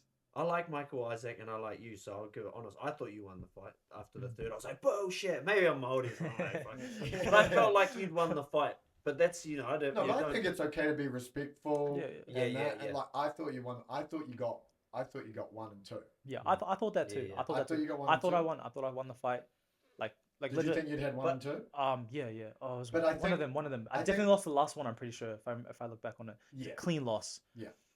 And I don't know me. I don't know how the scoring works. I'm not an expert. You get a knockdown, and then there's the second round does it go either way? Yeah. I feel like it kind of goes to the person with a knockdown. But I think that's a fan mentality, maybe. I don't know. I'm just saying, like. Well, I mean, it's because the first round you definitely won. Oh, because you can knock someone down in the first 10 seconds and then lose the rest of the fight, and then it's a 9-9 round. Oh, is that how it works? That can be done, yeah. So I can get Right. dropped immediately. I'm Right. a 9, he's a 10, but then I fight back the whole time, and then That's the actually game. now it's a 9-9. Okay. Or I don't, and then he keeps beating me up. Now it's a 10-8 Yeah. because he gets the second point. So I thought the first round would have been a 10-8 because it's not like Of you course. you didn't you won the whole round. Second round 10-9, but then they would have done it that they actually thought it was 10-9 for him, 10-9 for him. Then I was like, well, And I'd like to say, just from my opinion, it wasn't. I don't think you can call it a robbery. Like I wasn't looking at it going, okay, that's so outrageous. There's no way that you could ever have called 2 and 3 for Michael Isaac because of the things we just talked about, the pressure, the pace, the shots, the things as well. And I think this was mirrored a little bit in that second fight. Michael Isaac and Sahan, like there's a composure there. Like in a razor. nice. Yeah, I get what you're saying. And I just stole that from Kane. Kane said that, and I was like, that makes sense. There's a body language they put out and stuff like that's what you were putting out, this funky body language, but it's like nothing was really getting landed, but it was just It you just could looked tell like you I was were like flustered. Yeah. And in a close match, what do you do, Sucks how right? that gets countered. Oh, that sucks. But does that make sense, right? Yeah, like it you makes probably sense. score at this. Yeah, I think when I fought Michael Isaac, it was I was very flustered and like kind of I told you like I was just losing the plot, just swinging at him like crazy. Yeah, that was a pretty tight fight. Yeah, Like it it was a pretty tight fight. I thought you what was, as an observer, as a fan watching it, why I felt like you won it was because it felt like you were in control of the show as well, because like, you were like, yeah, it was mean, but like you were in control of the show too. But that might be another level of not that we'll just start psychoanalyzing each other. Yeah, but it like is the so good, but composure. like, I think based on the comments and stuff, people felt a similar way, right? People felt like, okay, that shouldn't have gone to the 4th round. Yeah. And then what were you feeling in the corner when it's 4th round? Because what were you like? I've won. Like, talk us through that. Man, I thought I did enough to win. Yeah. I thought I did enough to win. Surprisingly, one thing that I did not train for in this King of the Ring was to go extension rounds. I did not expect to do extension rounds. So a full relax and then a go again. Yeah, man, my adrenaline was just. I thought the decision was gonna get cold. I thought I was gonna be the new King of the Ring champion, and then it was a draw, and then it went to an extension. And I'm like, fuck, I don't know what's gonna happen next, but I'm gonna fucking go out there and give it my all. Like it was crazy. I did not expect the extension round. But Michael, like, honestly, props to him. He was ready for it. And it was his chance to redeem himself. And he took it. I got beaten clean in that round. It was a clean loss, lost round. And, yeah, he took that dub. Like, that was honestly all And I him. think Michael Isaac is built for the extension round. if anyone's built to do that 4th fucking round, it's I don't want to do extension rounds with Michael Isaac, No, man. I neither. The machine. I don't want to do 1 round. test. They call him the machine, bro. I'm not doing an He's extension the on that original guy. machine. Murad Dashvili's like the new machine. They're just copying Michael Isaac. Yeah. Yeah, okay. No, I thought you won the fight, Michael. No, I didn't. So then, Try to get the yeah, PC. you come out with the, and so that's cool. But you Like, had a mean post-fight speech too Oh, was that for? for King in the Ring. for- Well, all of your post-fight yeah. speeches were like uplifting and awesome. Like Yeah. that was another Yeah. factor into. yeah, that was cool. Yeah. That was the, man, I felt for you in that. I thought you should have got the win, and I Yeah. just, I told him about And the then of first one or course the your second life Talking about the first one. spiraled out of control out of that, and you've never fought since, right? What's that? Sorry. Since that loss, your life spiraled out of control, and you've never fought since. Yeah, I can That was a joke. I I'm get what you saying mean. Oh, you felt totally different. You like realigned and then got back Yeah. on your You purpose. just went- and yeah, then, you just went again. Just went again. and you just thought, okay, well, that happened. I guess I'll just go up 4 kilos and do it again at Yeah. 72. yeah, crazy. Well, natural. I kind of like what you just said. That joke you just made. It's kind of funny. I'll get to that. No. Yeah, get to that. So what happens post fight? How are you feeling? I was also in just complete disbelief that all of that happened. It just Yeah, true. such a crazy Yeah. night. I can't like I went from like a really good Yeah, amateur yeah. having one pro fight and then getting to the finals of like my first ever King in the Ring and like basically like paper thin almost winning.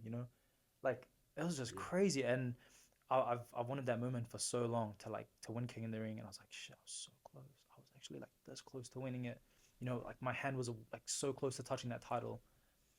And yeah, it was just weird, bro. It was just for months I was just like processing it. I couldn't believe it. Like I believed in myself, but it's just surreal to actually see it happen, Yeah. Wow. Now I actually feel bad for making that joke because Yeah, should have made that joke. I shouldn't have made that joke. 'Cause it's so like, bro, it's so hard. Yeah, oh bro, it took a bit up. I'm not even gonna lie, like to fight three fights in one night for that title and lose it.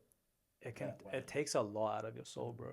It really does, man. Like it can be so breaking. Like I think I've seen some people actually get so close to winning it, and then they just kind of like skid after that. I didn't want to be like that, bro. I wanted to like skyrocket and go become really good after that. Yeah. Yeah, and it was crazy, bro. Like I kind of felt a bit depressed for a bit. Like I was like, this is everything I ever wanted. Like this was my like main like goal for this sport. I just wanted to win King of the Ring and become like like one of the best fighters in this country. That would give me the official title of it. And bro, I just started binge eating a lot. Oh, nice. Bro, You I got started into- binge eating a got lot, into bro. Binge eating era. Bro, What are we talking? What are we talking? I'm talking like What are we KFC. mukbanging. Bro, I'm talking like takeouts every single night, Yeah, bro. get details, brother. What- KFC, pizza, Oh, like what's everything. your KFC order?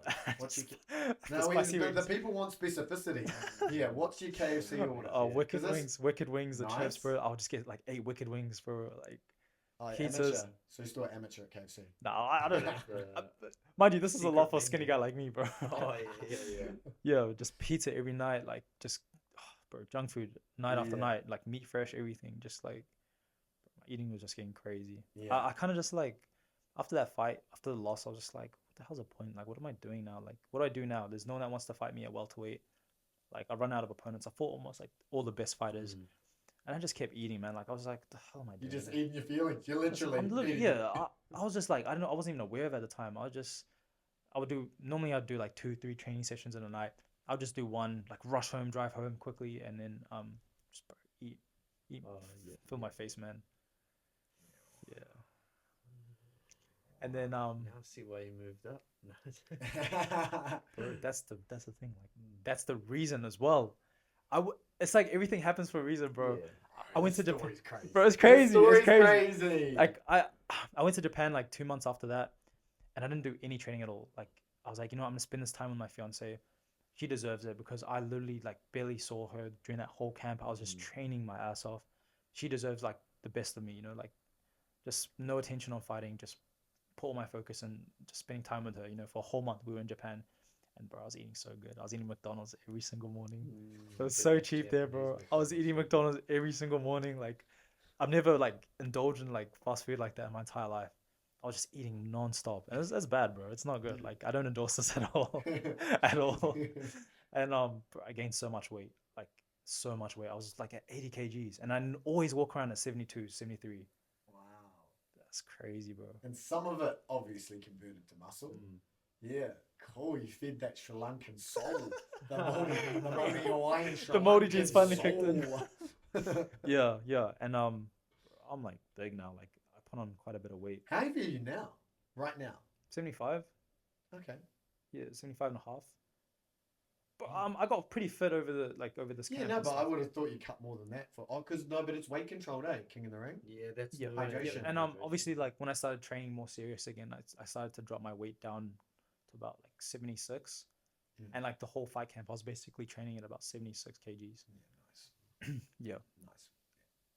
Yeah. Yeah.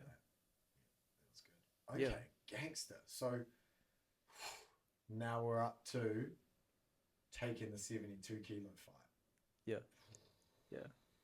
It's crazy, bro. Actually, you were one of the first people I told you, and it was in December last year, 2024, December. Yeah. Like I heard that they were gonna do another King in the Ring, and I told myself, you know, like if I ever go for King in the Ring again, I have to win it. Like I have to win it. It's gonna be the last time I ever attempt to do it. And like 72 kgs, I'm like, bro, like do I take this risk?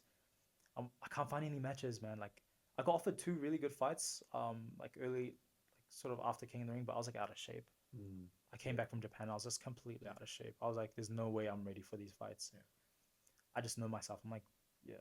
So you couldn't get fights, got offered 2 fights, weren't ready. Nah, just not really. And I saw the The 72 Daniel kg. story. Yeah, so I already had so much weight on me. I'm like, you know what if I like use this weight that I have right now to like climb up a weight class? Yeah. Then the engineer came out. Internal. Hear this. They need to hear this. They need to hear about Because West Auckland's a lot like discipline in that. And I just love how your story's got so many like almost there's. So I'm almost there's, you know? Yeah. Moved down to Palmy for 2 years, out of your hometown. There's just all of these things that people and a lot of times rightfully so, they stay down that negative fork in the road, they end up fucked, and then they go, this and this and this and this happened to me. Yeah. All the things so like, you know, all the things kinda happened to you, but you swallowed it up, got negative for a while, had faith, came back, excelled. Yeah, bro. And with like grit and work ethic and obviously some talent. You know, not everyone's gonna be born with gifts from God like you, but we're all somewhere up the spectrum. We're all somewhere on this. We're still gifted in our own ways, right? Yeah, absolutely. So I just think it's like so inspiring. I've always found you really inspiring. Thank you, bro. Which is dope. And so here we are. We're accepting the 72 kilo title. And I was saying, she was like, bro, that's not your weight class. You know what I'm saying? I was like, bro, you're gonna fight at that weight class? What? Yeah. I wasn't a believer. Nah, there's a lot of people that were telling me that. Like a lot of people saying, oh, you know, don't do it. You might not do as good as last time. You might get beat in the first round. Like all these dudes hit way harder. Like there was so much negative feedback I got. Shut them up. Oh man, like the only person that I think was really backing me was my fiance. She's the only one that believed in me, bro. Like I'm not gonna lie. Only person at the time that was like, nah, you know what, you should do it. I do feel personally offended. No, I wasn't back in the weight class. You're right. You actually like, had me. Yeah. Yeah, I wasn't like all in, and she was tested the faith of your followers. Give her a shout out. Yeah, no, honestly, bro, she's amazing, bro. She's like honestly like without her, bro, I don't think I'd do as good in fighting as I have. She's like such a huge support for my life. And she is the most like gentle, lovely, like wonderful soul. Bro, she is such a nice. She's a rare one, bro. Like a diamond, bro. A diamond in like. She's not even rough. She's just a diamond. She's a diamond, bro. Polished. Yeah. Very rare one to come to like find in this world. Very lucky. Man. Funny story. I actually got engaged to her like after 4 months of knowing her.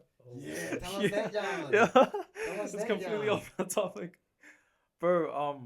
Yeah. I just. Yeah. Long story. I've never seen a woman like that in my life. Like, bro, she's like a very rare one to find in this generation, bro. Like really rare to find. Like the qualities that she has are like extraordinary. Like extraordinary. I truly say this because, you know, a lot of people, like even the quality of my life right now has gotten so much better since we met. Like most guys get into relationships, especially in the sport, and the trajectory of their life goes down. Like you'll see it, bro. Like the trajectory of your life goes down, and you need a really good partner to do well in fighting, or be a good athlete, to be to be at a high level of like, you know, any sport, any endeavor, any crazy endeavor that you have to have a really good partner. You have to have a really good So partner. it only took you 4 months. It only took you 4 months to go, yeah, I'm going to lock this in. I'm Bro, going to throw the KO bro, shot. there's No so many. extension Yeah, rounds no, here. no, Yeah, no, no. yeah, There's just so many qualities about her that like stood out to me. Like she had everything, like every box you could think of, just ticked off. What are the boxes for the young guys listening out there? What are they looking for? Oh man, What are they I looking better for not in to the cut ladies? any of these out. Any of the things I said. Um, very intelligent. Yep. Very intelligent. Mm. Like crazy intelligent, and like there's a lot of intelligent women out there, but like she's really smart. Like Cool. very smart. Very beautiful too. Very beautiful. Another thing that I think this is a massive lesson I learned from my mom, um, and I think this applies to both genders, but like anyone that's like kind of easy to get, easy to lose. Like this advice stuck to me. Like my partner, bro, like untouchable woman. Like you, it's so hard to get her attention, but like she saw something in me, like before so many people did, bro. She saw something in me, like, and she made the first move, bro. She just knew, bro. She knew I was going like she knew I was going somewhere in life, and she picked up on it really quickly. Cool. Like yeah, yeah. There's so many other things like And you just caught her with that southpaw knee on the way in. You know? You were like, but, you know, did you get it? She approached you and then Well, the southpaw knee, you know? oh, we got that on camera. You Yeah. know, Daniel's known for That's that. He'll great. do it quick too. Both. That's great. yeah, Mean, bro. Well, yeah. yeah, We love you. She's yeah, amazing. yeah. She's amazing, bro. You know this, like you've met her, bro. Absolutely stunning. I know a thing or two about amazing partners. Yeah, yeah, yeah. You know, yeah. Bro. Just like every way she supported me, like throughout this whole journey, like you know, even for like King of the Ring, she literally bought a whole table for herself and my family. You know how expensive those tables are. Like even the last one, she bought a table. Like she does crazy stuff like that.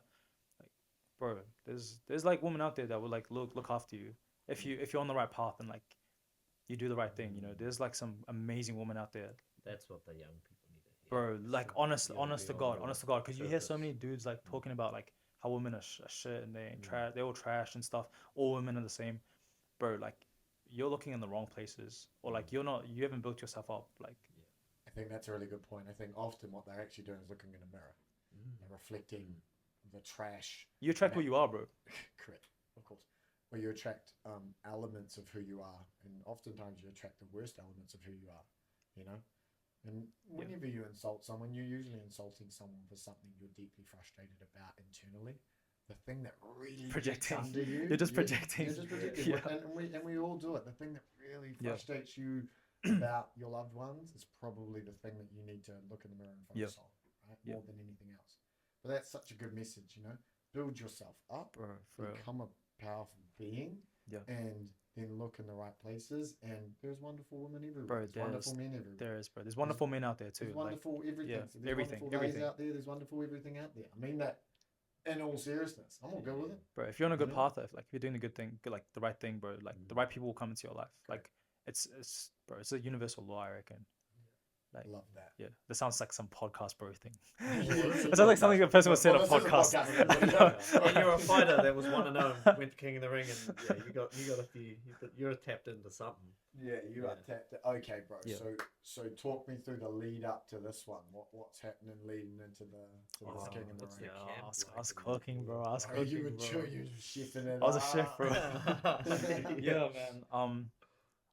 Now I have a good formula to get to the finals and win. Like for sure, I'm gonna win this one. So I did so much more things, but like it was very structured. The last one I was winging it. Like Yeah. I signed up to a gym. I was doing strength and conditioning, but I don't know what the hell I'm doing. I'm just throwing weights around. Like I was literally just like lifting weights every morning. Like, is this even gonna help me? I don't know. Come around for a random ice bath, like you just Yeah, like, yeah, you just yeah, be exactly. chucking, Come around bro, you there, just be right. chucking a bit in here. If it help, if you think it helps, then I guess it helps, right? Yeah. Yeah. But this one is very structured. Mm. I had like a really good strength and conditioning coach, Coach Omar. So like shout out to him. Shout out You guys to could Coach see, Omar. bro, the power, like my power and like my strength was there. Yeah. It was there, bro. It was very evident. Yeah. You know, like compared to the last one, there was a lot of power in all the shots I was throwing. You know, yeah, man. Like Dave Wood as well, bro. This guy like got me with Dave Wood, and yeah, that guy showed me so much stuff, like in terms of breathing and recovery and all that. So now like I have mental skills as well. mental Can- skills, man. Like there's so much stuff that I found out like that I didn't even know about before, and like all of this like just mixing up together. Well, yeah, that is a recipe. And You were cooking. yeah, he was cooking up. Some He's bringing fine the ingredients Moroccans. too, yeah. He's souffleing. You know, he's doing all the things. Culinary engineer over here. You know, I mean, if anyone has a pretty good resume for working with fighters and athletes and seeing them reach new levels, it's Dave Wood, right? yeah. Yeah, Like, I think he's he worked had with Israel Adesanya and like all those guys. You like I think he's had a major And influence. he's worked with a lot of high performers in Yeah, yeah. heaps of different sports. Yeah. Team Emirates, New Zealand, BMX, da, da, da, Yeah. you know? Yeah. Yeah, that's And crazy. what a guy. Yeah. He's just full, like, he's still full Piha. He's just the Bro, he's a good guy. you I know, him. like he's just a kind, good soul. He's a He loves relatable his person, family, yeah, wants to yeah. surf, Yeah, but he just holds space at the highest levels. he does, man. Yeah, I love. He's I like crazy good with what he knows. absolutely love Dave. Yeah, like- Yeah, this is actually sponsored by Dave Wood. Yeah, Dave. No, Dave Wood Yeah. Integrated Training did sponsor Oh, this yeah. Oh, podcast. really? Yeah. Yeah. Well, not Is that, yet, are you joking? but yeah, not yet, but he did. But like that's But the anyway, energy yeah. every time. Yeah.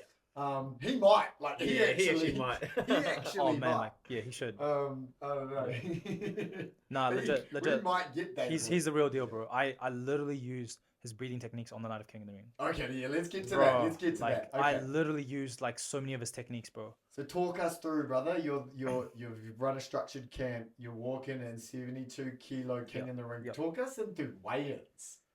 How are you feeling at the draw? Oh, I expected to fight John Wait. Anderson. Just for Yeah. context, so what? This is now. What day is this? This is Wednesday. This happened on. We're talking about Friday night. Yeah, this is 5 that's days ago. pretty Yeah, awesome. yeah, we're Yeah, caught up. We're like. We're caught up. We're Literally right up there. 2 hours. Yeah, it's literally 5 days ago. Yeah. Man.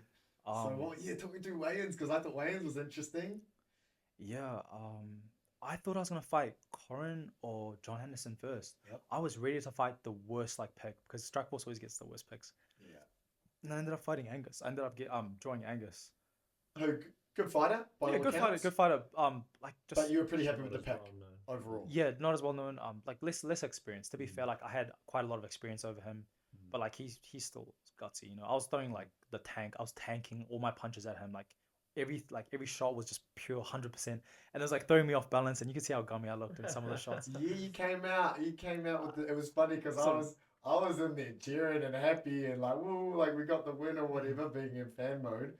And then Kane on the way out was like not good, not happy, not fucking happy. You know, like Yeah. they were not. Yeah, no, you weren't happy. I even either, said right? it on the interview. I'm like, that was an average performance. I could do way. Oh, you were better. doing the walkies. You were doing the follow him round. I was like, that's my move. Like Not that's cutting your, him off That's just your yet. three Yeah, fight exactly. attitude. they were telling me to cut him off. And They I'm were like, screaming it. yeah. They were screaming it, and you were like, "What was that? Was that what happened there?" Because I was interested. Because you obviously stepped up a couple of levels. I thought I was pressuring. Yeah. I thought I was cutting him off. Yeah. Yeah. You didn't feel threatened in that fight at all. I didn't know what to expect. I don't know. I never underestimate anybody I fight. No. He has But less once you experience. got in there, Yeah. Once I got in there, he was quite hesitant, and I was like, okay, you know what? Just go forward. Like, yeah, yeah. Cool. yeah. Just dictate the whole fight. And I want to hear what. Yeah, I want to. And when you feel because at the weigh-ins when you got that draw, you probably go, okay, this is pretty mean. I thought it was. When I saw the draw, I was like, oh, pretty good draw. Bro, I quite I- liked the draw. That's what a lot of people said, but Cool. I was still like nervous. I was still like, what can he do? Because I've never seen him fight. That's even more of a different. Yeah, it's a different span. I don't underestimate anybody. I don't care if they have 2 fights, 3 fights. Mhm. There's this one guy called Craig. I can't remember what his name was, but he made it to the King of the Ring finals. He had 3 fights. He fought Navajo 3 times. Yeah, but even the bracket, the Oh, way yeah, I know you're talking about. Yeah. And Nava ends up doing the Yeah. question mark kick on it, but yeah. yeah, That guy It had- wasn't the bracket predetermined. Like you weren't gonna meet Corin or Sahan until the final. Yeah, That- yeah. even they that, I was they like- set up so that me and Sudan would meet at the finals. That's the setup of King of the Ring. This King of the Ring. Do you reckon? Yeah, they wanted us to meet in the finals. It's like for the fans. Yeah. So, but they draw the thing out of the hat, don't they? Yeah, but it's a That's pool, pools, so it's pools. so Yeah. if Saran and Saran's here Oh, and Daniel's here, that means they will fight here. So they don't do that; they'll put him over here. So they did that. All right. Yeah, So yeah. they set that bit up, and then it comes. Yeah. So that Yeah. you were because I was going Corin or Saran. I figured that's what was coming out of that end, and I figured you were coming out of the other. I didn't know Dion was. Who that picked good. out from the hat first? I think if I remember, it was Sudan. Sudan picked John Anderson. Oh yeah. That fight was interesting, eh? Because I mean, I watched John fight John Bucket, and I mean, Yeah, that's right. He's not a Muay Thai fighter, so but I thought John was going to do better, and I thought he was going to get up. Like he kind of I don't know. I think that weight class was quite low for him. quite low. But then again, yeah, because he's a big fella. he's a big dude. Big dude. Yeah, he fights at like 77, 76. That's what I mean. I think he That's fight 5 kgs. I yeah. think he fought John Bucket. And he walks around. John, the lowest he'll ever fight is like 77. Yeah, that's his lowest. He walks around at like in the 80, 80s, bro. 80 That's plus, a yeah. hard weight cut. So John, that might have what happened to John Anderson. He actually was just too hard of a cut, and that's why he just poof. That's like the equivalent of me going down to like 62. Yeah, That's literally the equivalent, bro. And I would be so skinny and weak at that weight class. Yeah. He didn't. Yeah. Feel well, he didn't feel well either. Did he? And it's a hydration test. It's not even like you can try and cut the 6 or 7. To be honest, you can easily like. Oh no, sorry. What were you saying? Nah, No, you could bypass the hydration test. Like, Oh right. Okay. Well, I don't know. I'm pretty sure you could. I mean, I did it honestly. I don't know. I mean, I I'm pretty sure you could, but I did it. All good. Yeah. Maybe we should talk about the hydration. Oh, that's Just easy, bro. That's easy. I don't What even is need it? to. Is it one of those Nah, so you have to they do like a regular check-in weight. So you have to like send them a video that you weighed in at blah blah blah amount. And there's like a certain weight that you have to a weight limit, yeah. Oh, but so they don't actually check your hydration levels. Oh no, it's not like that. okay. Not Oh, that- it's just a 'Cause we can do progressive weight thing. So Yeah, you have to do yeah, mini yeah. cuts, basically. Yeah, I've had a couple of bros fighting King of Ring with that new thing, and they're like, oh yeah, I'm doing another cut. My bows, your third cut this month. Oh, Doing little cuts to make. Oh man, I'm just exposing. I don't know anyone, bro. Who do I know that's ever fought in King of the Ring? Anyway. No, maybe I'm getting it confused with something else. Yeah, I am. Sorry. Totally. Yes. It's all hypothetical. My mates are MMA fighters, so It's we all don't fight in hypothetical. King in the Ring. Yeah. Well, I think overall, on balance, you're going to talk for 2 hours. We all know the conversations that happen in front of the camera, behind the camera, etc. Mm. We're presenting a pretty respectful, balanced view here. Yeah. You know, hopefully we're still allowed at fight shows. I really. Oh I yeah, really me. hope No, we're I'm probably already Yeah. checked out now. Hopefully the future I mean, judges they're not still cutting you out. If anyone's getting cut out here, it's me, isn't it? It's that nobody They guy. want to with get me. They're gonna get the pro. Definitely, you're like, Yeah. you're ripping half the time. You're Yeah. a commentator. Yeah, I gotta. Oh yeah, I could. Okay, let's not talk. Bring up referee. Anyway, so okay, so you go through the Angus fight. I want to know what happened up that with Kane and Aaron after that. They were just like, oh, you're following too much. You weren't cutting him off. Like, Yeah. like, yeah, okay, I was. I'll admit it. I thought I was pressuring him. But But they kept telling me in the corner, like, cut him off. Yeah. I was like, fuck, it's kind of hard because he keeps like doing this MMA movement. I don't know. Yeah, It's and so then you. Oh went- yeah. Because what was his gym? from Carl Weber's gym. Carl Weber is the guy. Coach Hostile. Yeah, that's he used to be your He used to be our MMA coach Yeah, at Strike MMA Force coach, like yeah, 10 yeah. years ago. Really? Crazy, yeah. Carl Weber. He's Yeah. a bad man. Wow. Yeah. He's That's, scary dude. G. Is I was he? like, bro, him and Aaron would have been such a scary. Just don't, bro, don't go down that cul-de-sac. Like, Right. having those. two Aaron and Carl living Weber there, is bro. like the MMA plus the striking. Yeah. Yes, Yeah, it is. that's brutal. Yeah. Okay, cool. So then you find out that Dion's in. Yeah. Right. Or you already knew Dion fought first day. Yeah, we will match the fight in the second Yeah. fight. And so, what was your game plan going into that? You knew it was going to be technical. Wait, Dion Wilson. and you've already fought Dion. I've already before, fought yeah, Dion. Yeah, and so you fought him. What? How many years? It's been like 6 years. Yeah, and that was actually your first ever fight. Eh? Is that Yeah, right? yeah. Yeah. One of my friends a few years ago told me like I should rematch Dion, and this was at the time I was fighting at like 66, and he was fighting at like 75 up. I'm like, bro, that fight will never happen. Like, just I'll accept the loss, bro, and we'll just go our own pathway. It's never gonna happen, bro. And then yeah, we ended up fighting King of the Ring. Yeah. So what was the game plan for that fight?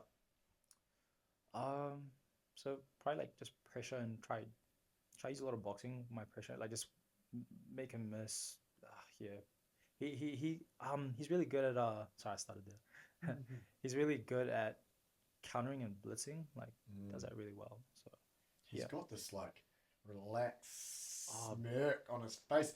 I'd feel like You wanna, upset, like, you know, yeah, like yeah, you wanna because he's just like he just looks like he yeah, doesn't. bro, he's give a got- fuck. he's got some aura to him, Bro, bro. yeah, do you know what I mean? He's got some like confident He's aura. like, I don't know, like whatever, like Yeah, he does Yeah. have that. I know what you mean.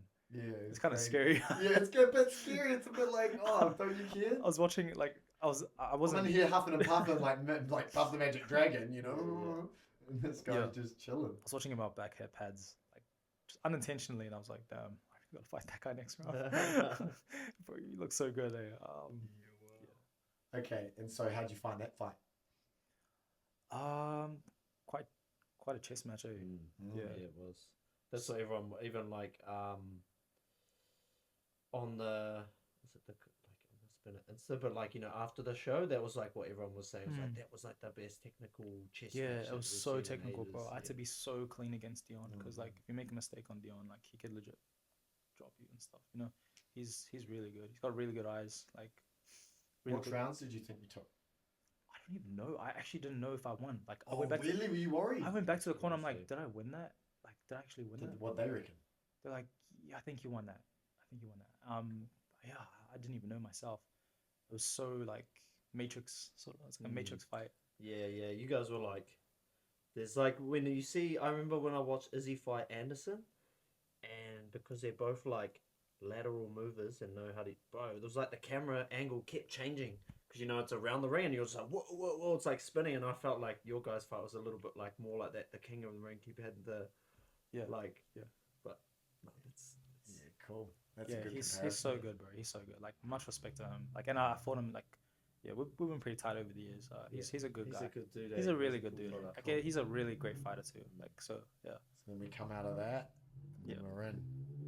Because I was looking at, is it Suran or Sahan? Suran. Yeah. Yeah. I was looking at him. I was going, that guy's jacked. I was like, that guy's Michael Isaac plus 4 kilos. Yeah, he's like that's so right. Like that's yeah, Michael yeah, Isaac. That's Muslim Michael Isaac with plus 4 kilos. I think That's Ridiculous. Dagestan- that's Dagestani Michael ridiculous Isaac. boxing. Yeah. Dagestani Michael And I Isaac. watched his power in those first couple of fights. I was like, so Oh, Every- I'm so happy I didn't watch the footage out back. bro, every bro. shot was pretty hard. Well, I mean, you felt them. They looked pretty. Those shots looked pretty fucking hard and quick. Reminded me of Michael Isaac. Like it was quite a similar. Again, as a lame, like I consider myself like a layman. Like I'm not really sure. I'm just going lots of pressure, infinite cardio, thick dent, crazy. What was the game plan going in for him? Oh man, that guy is so adaptable. Like, he's good at everything, bro. So Like, what did- I have watched this guy for years, man. Like, I've fought on the same card as him so many times, and bro, he's like legit a powerhouse. Like, he's a Golden Gloves champion. He's going to MMA. He's a really good MMA fighter. Like, he's also really good, like, amazing kickboxer, bro. Like, I've seen him like clutch some really crazy fights. Like, the first fight show I ever fought with him was Philip Lam show. It was the one when I got my first win, and he fought this guy called Tokomaru. I don't know if you guys know who Tokomaru is. He fought Ashia and Hilom in that four men. With that, he was the other guy. yeah, but the not- southpaw. not the ginger. No, he's a southpaw guy. Oh, that guy, yeah, he's Bro, mad. that guy's so good, bro. Yeah. And they had like a crazy fight, and bro, it was just like fireworks, bro. Yeah. Shout out to that ginger dude with the 2 spinning back fists. Yeah, I saw him in Todong. Who- He's bro, got he an lives aura in- about him now. That's his eternal. He lives forever. Oh, you That talking guy. about the Ranger guy, the Jake? Sorry, Yeah, Jake. Jake. Yeah, Yeah, just a quick shout out to him. Yeah, I yeah. want to have him on. It's great. yeah. Oh, that would be crazy. Yeah. Okay, so what's your game plan though? You like going in? What were you thinking? You just have to keep it on now, and you have to pressure him. Yeah. Because with somebody that's really good at knocking you out, and like someone that's really great aggressive boxer, you got to push them back. So you like take away their strength, you know, whether that be like taking out their legs or trying to just like make them feel threatened and push them back. Bro, this guy was so relentless. Like, he was just walking forward, like, and I was throwing crazy shots at him, and he just kept coming forward. I was getting annoying because he kept bloody grabbing me too. I'm like, ah! I said to him in the second round, I'm like, stop hugging me, like, get off of me. And he's like, I'm sorry. I'm like, it's all good. I'm sorry. Did he actually say, "I'm sorry"? He said, I'm sorry. Oh, that's so funny. Oh, so nice. nice. Hey. Just No, so just like, respectful. Because he looks like a nice guy. But He he looks is, like yes. a good But we were out family back, man, yeah. like together. family values. Yeah, he was cool. Like, there was I no, love and we knew. Okay, I knew I was gonna fight him in the finals. I think he knew as well secretly we were gonna fight in the finals. Everyone knew, and I mean, I think Jason even set that up intentionally. You know. Yeah, like There's no animosity between us. Like even at weigh-ins, like we were all like talking and laughing and joking Yeah. together. It was so buzzy. I've never Mm. experienced that before. Like we were all like laughing like we were high school friends. It was just buzzy. Yeah. Man, Yeah. Um. talk us through the flight. Yeah. What Yeah. were you gonna say? I was gonna say like even before like 5 minutes before we walked out, I like asked him like, "Yo, can I have some of your grapes?" He was eating like grapes out. Were you guys out the back of the same room? Yeah, Is but that how it we works were in gonna Kangaroo? change. We're gonna change to a different room to prepare for our fight. Hmm. I asked his team like if I can have some grapes. It's so Nice. stupid, bro. Yeah, but we ended up having a like crazy fight. That fight is like insane because if you've seen me like fight at welterweight and this guy fights at like super middleweight, it was like a whole super fight in itself. Mm. You know, like it would have been an amazing like main event on another show. You know, Yeah, these are both Like, fucking but two we're fights in already. yeah, like it's just such a crazy fight. So what do you reckon? Round one. What do you reckon? I don't know. Like I thought I edged at I don't know either it was either round one or round three. I felt that when I was in there by the end of round three, I thought I edged at least 2 rounds. I thought I got at least 2 rounds in. Like, but yeah, the judges thought otherwise, and then Yeah, so it feels a similar thing, right? We're not like, again, it's my layman's opinion, and you know you don't have to read the comment section to get every other layman's opinion. By the way, layman's not an insult; it just means you're like new to a thing, right? Yeah. It was kind of like Daniel won that, and I think especially because it was like I had you first and second, obviously. Yeah. Bro, what was that like when you got that knocked down a game? dude, I was like, Bro, with the switch right hook. bro, I didn't even know what I threw at him. I was like, he just like fell to the ground. I was like, is it over? Like, did I just knock him out? I could not believe it. Like, I stood there like in disbelief because my hands, like, I've never actually like dropped anyone with my hands. Yeah, your hands look way better this King of the Ring compared to the last one. Bro, shout out to my bro Red Collier. He's a really good boxer. Oh, Yeah. I was doing so many rounds. And Nick Charalampos, like, bro, Oh, true. yeah, bro, I Greek. got bro, I got some rounds in with those guys up in Ottawa, bro. Like, Oh, me. yeah, man, I gotta give them a shout out in my next post. Like, Yeah. they helped me so much, bro. I did so much sparring rounds with them. This kid's like 16. He's got like 30 fights. This is that Collier. Yeah, Collier. Oh, yeah. I read, bro. Like, he's so good, man. Wow. Noah Collier. So Yeah. you got him with the right hook, bang. That was wild. I don't even know what I hit him with in it the moment. I was just like, because you switched I switched into orthodox. And orthodox it was an and overhand. then threw you that overhand right Yeah. hook, which lovely to your- strike. Back to your, Lovely strike. was it Oliver days when you had to be orthodox, bro? See, they helped eventually. Bro, that's the punch. That's the punch. That punch. I love that punch.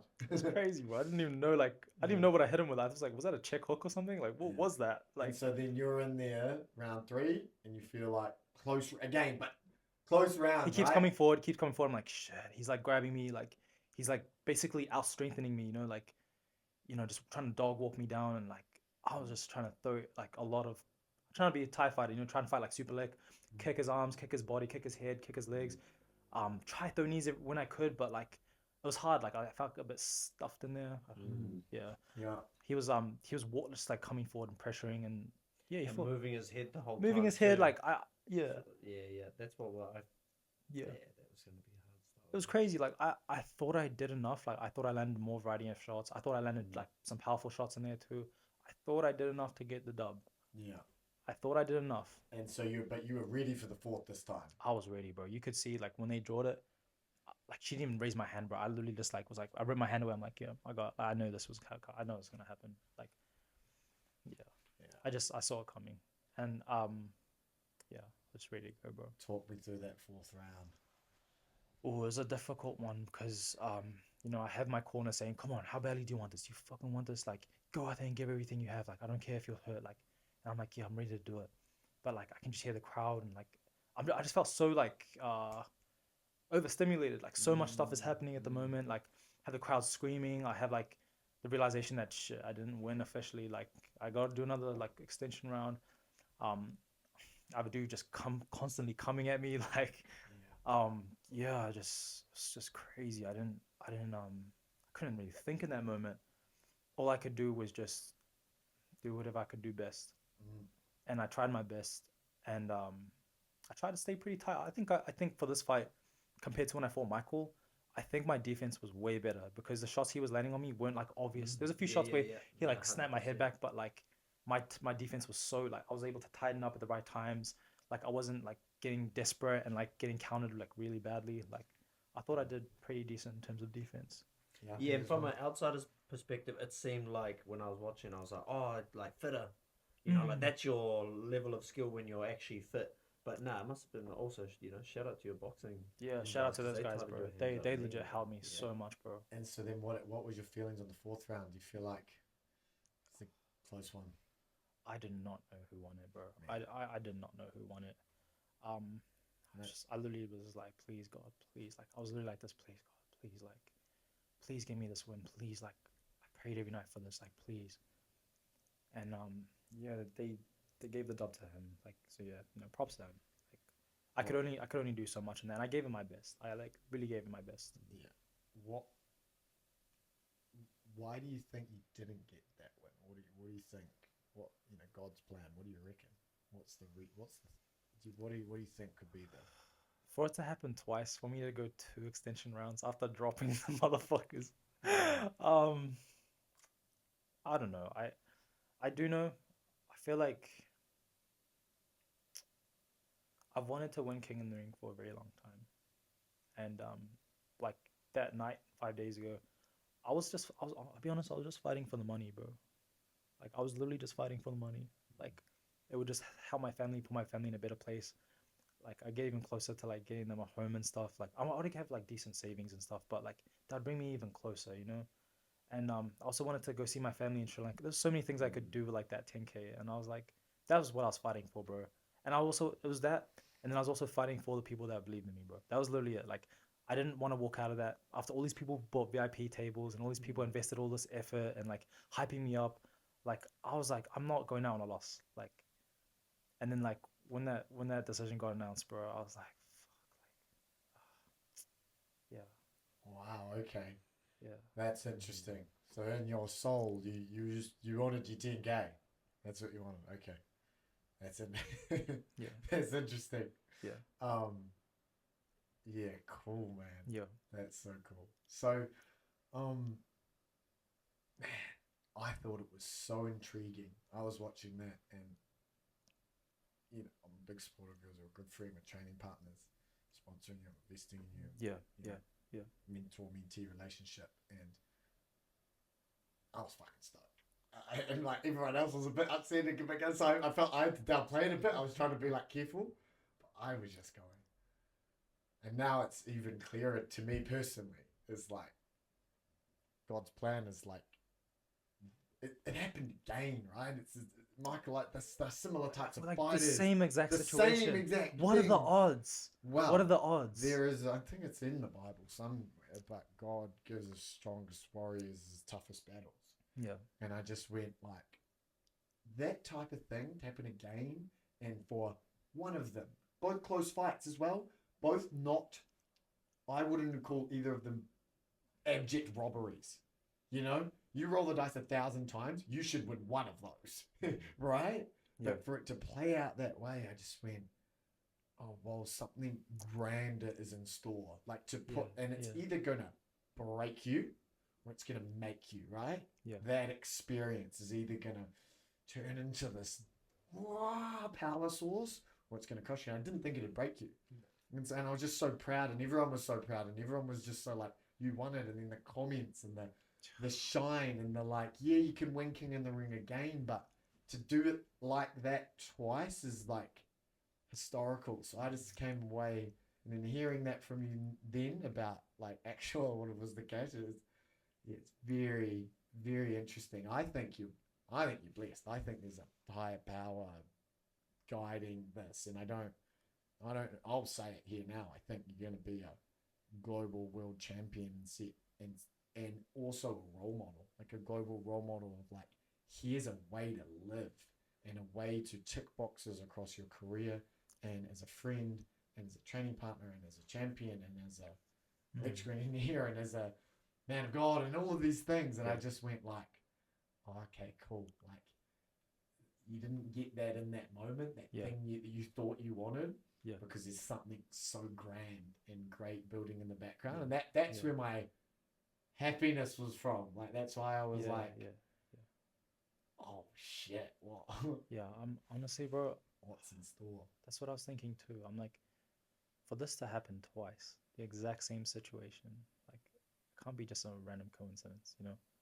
I feel like there's something like, I don't want to sound cocky, but I do feel like maybe, you know what, there's probably something big out there for me. And Yes. I should legit like aim higher. It's not a probably. Yeah, and as long well, as you yeah, work I mean, hard, you- then it's not cockiness, bro. If you're working hard towards it, you just got a goal, and you know that Yeah. you can make something Yeah. out of yourself, and you just work hard and you'll get there. And I like that you're already looking ahead, like that. Yeah, I don't know if you've crafted that over the years, but that's a great thing to do right after a fight. Like, just look for the next thing ahead and just keep moving, keep pursuing. the Yeah. dream. Yeah. Yeah, and there was a few elements there, man. There's a couple of really interesting elements to that fighter. There was things that you are, you know, up against, that were interesting that I think just that go down in history, you know. Yeah. Rightly or wrongly, I was sitting there watching, and I know the ref is Saran's old coach, sister of Yeah. Ants, right? So Yeah. I was just looking at that, and you know, literally not turning drama, like it happened. Yeah. But it's like you kind of in there with your ex-coach, your similar coach. Yeah. I just thought that was an interesting age. I know if I was in there and like the ref was one of my old coaches, I'd be feeling a bit Yeah, I'd be like, yeah, confident. that's Or, us. I got the dub. you know, like I don't know. I just Yeah. felt like there was a lot of elements to it, and there's a lot of luck of the draw and all of that sort of stuff. Of but I course. thought Of course. for you to hold your head high and walk through that, and you know, you've been respectful to all the opponent. Like it's a real example to go through what's been gone through there and to come out where you are now, 5 days on. Yeah. It's pretty like, impressive. You've not said a sour word about the whole experience. You know what I mean? Like, Oh, you've on the not- night I was like, fuck this. I'm Oh not gonna do yeah, this shit but I mean, again. like 5 days Yeah. on, you know, there's never been a instance where you're like, oh, but this, like, you've Yeah. you've thought it out. You've Bro, had the 5 I've days. legit to like get the accepted it. present, yeah. I've accepted it, bro. Mm. Like, there's Keep probably going, there's boys. something probably a bit out there. Yeah, but You know, I like- mean, did you want to? Was there was there anything that you did want to talk about? Or was that going to be an off the poddy talk about the next plans, or was it about not doing something that you didn't really want to bring up? No, not at all. I think that's like the conclusion I came to, like the night of the day after. I was like, yeah, maybe I think it's time to close that chapter and pursue something just as great but bigger. Well, that's a good segue. What do you mean by that, brother? What do you mean by that? Close that chapter. Which chapter are you closing? I'm not saying this in like a sore loser way, just so like I do want to like emphasize that if I was meant to win King of the Ring, then I should have won it by now. I made it to the finals. Like I put everything out there. Like, and you know, who knows? Like I could try again, but I don't know. I feel like this. Oh, that's buzzing me out, like, because of how you walk with God. Like, if you were meant to win it, you would have won it. And what's the closest? Because you should win it. You've prayed- got everything on paper. You Prayed should win every it. single day, bro. Every single day this year, like every single day, I ask God, give me all the strength and give me all the strength to like be so powerful than that. I ask every single day, and I didn't get it. But like, you know, afterwards, I still thanked him and I said like, thank you for keeping me and my opponents like safe. Like, thank you for everything. Like, I thank you for getting me this far. You know, Wow, so you Like- retained your gratitude. bro. after For real, that. like, I literally like asked for strength and I got it, bro. Yeah, and I mean, that's so interesting. So, as you were saying, if you were meant to win it, you'll win it. So what does that mean? Yeah, it was a Close good. that chapter, the King in the Ring chapter. Yeah, bro. It was a good run. It was a good run. It was a And good run. I hope the audience loved the shows. You know. Yeah. Well, we're actually I'm so happy like I was able to like show what I could do and my capabilities at a very high level, you know. I'm here Against some of the best. against some of the talent best, in you the know. hardest weight divisions in the Yep. sport. Yeah, exactly. 4 kilos up. Mm. Second pro fight. I guess I- technically, I- technically 6th, 7th, and 8th because it counts, Yeah, but yeah. it's weird. It's like third pro fight night. Yeah. I'm gonna flex this. Never hosting is my cousin, and he's won it twice. Oh. And yeah. I almost won it twice. I almost won it twice at 2 different weight classes. Yeah. So like Yeah. that's a Yeah. flex in itself. Oh yeah, I think Bro, you got like there's no way, no closer can you get to winning it than what you get. Like you're just I know, like bro. one, I was paper thin close, bro. Yeah. Paper thin. Like one cubit. Split decision. Yeah. split both decision for times, both. bro. What are the A little odds? hair- With the Hairline. knockdown. What are with the the odds? knockdown, It was a split repeat. decision in the fourth. It was a repeat. So it's like you just been told, hey, you weren't meant. I played these Yeah. games before. But you- And I think it's something really interesting, man. Like, oh, brother, that is so amazing. That is such an amazing perspective, and for you to retain your gratitude afterwards, and retain your faith, really special. You know, it speaks to your power. I think it's really impressive, and I mean, so after that, and I just think it's so interesting. And Shane knows this. I've told Shane what's about to happen now, previous to this. And even that comment you said then, like really in your heart of hearts, what you wanted was the 10 grand for your family. Yeah. So exciting news. The sponsor of this podcast, Troy, has a little. There wasn't enough time to get a novelty check. Yeah. But we've got that. Thank you so much, bro. Which is, so read that out. Read out what that says. Just Thank you. read that. Fuck yeah, G. People's Champ Award. Let's go. That's the People's Champ Award. And so the people have gotten together. Yeah. And somehow or another they've scraped together 10 grand. Right? And so that little shitty piece of paper is exchangeable to the Troy business Get for the 10 fuck for out of here. 10,000 New Zealand dollars. But it's a new business and it's a little bit cash flow poor. So the $2,500 you already you got originally. No way. Yeah, so that's 10 grand for you, because the people know. Bro, The what people fucking know. You only have to read Instagram to check it. And I just think it's so intriguing. That's what you really wanted. And then your faith afterwards. And I had just felt called throughout this. And I said to Shane, I was like, nah, he's got it. He's got to get it. And so there you go. That's your 10K People's Champ Award. It's a new award. Don't know if it's King of the Ring sanctioned, but it's The people. Instagram sanctioned, brother.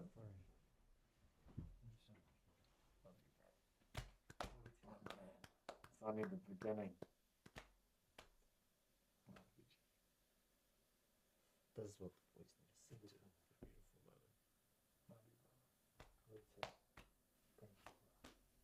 Let's go. So now you got everything you want. You got everything you wanted.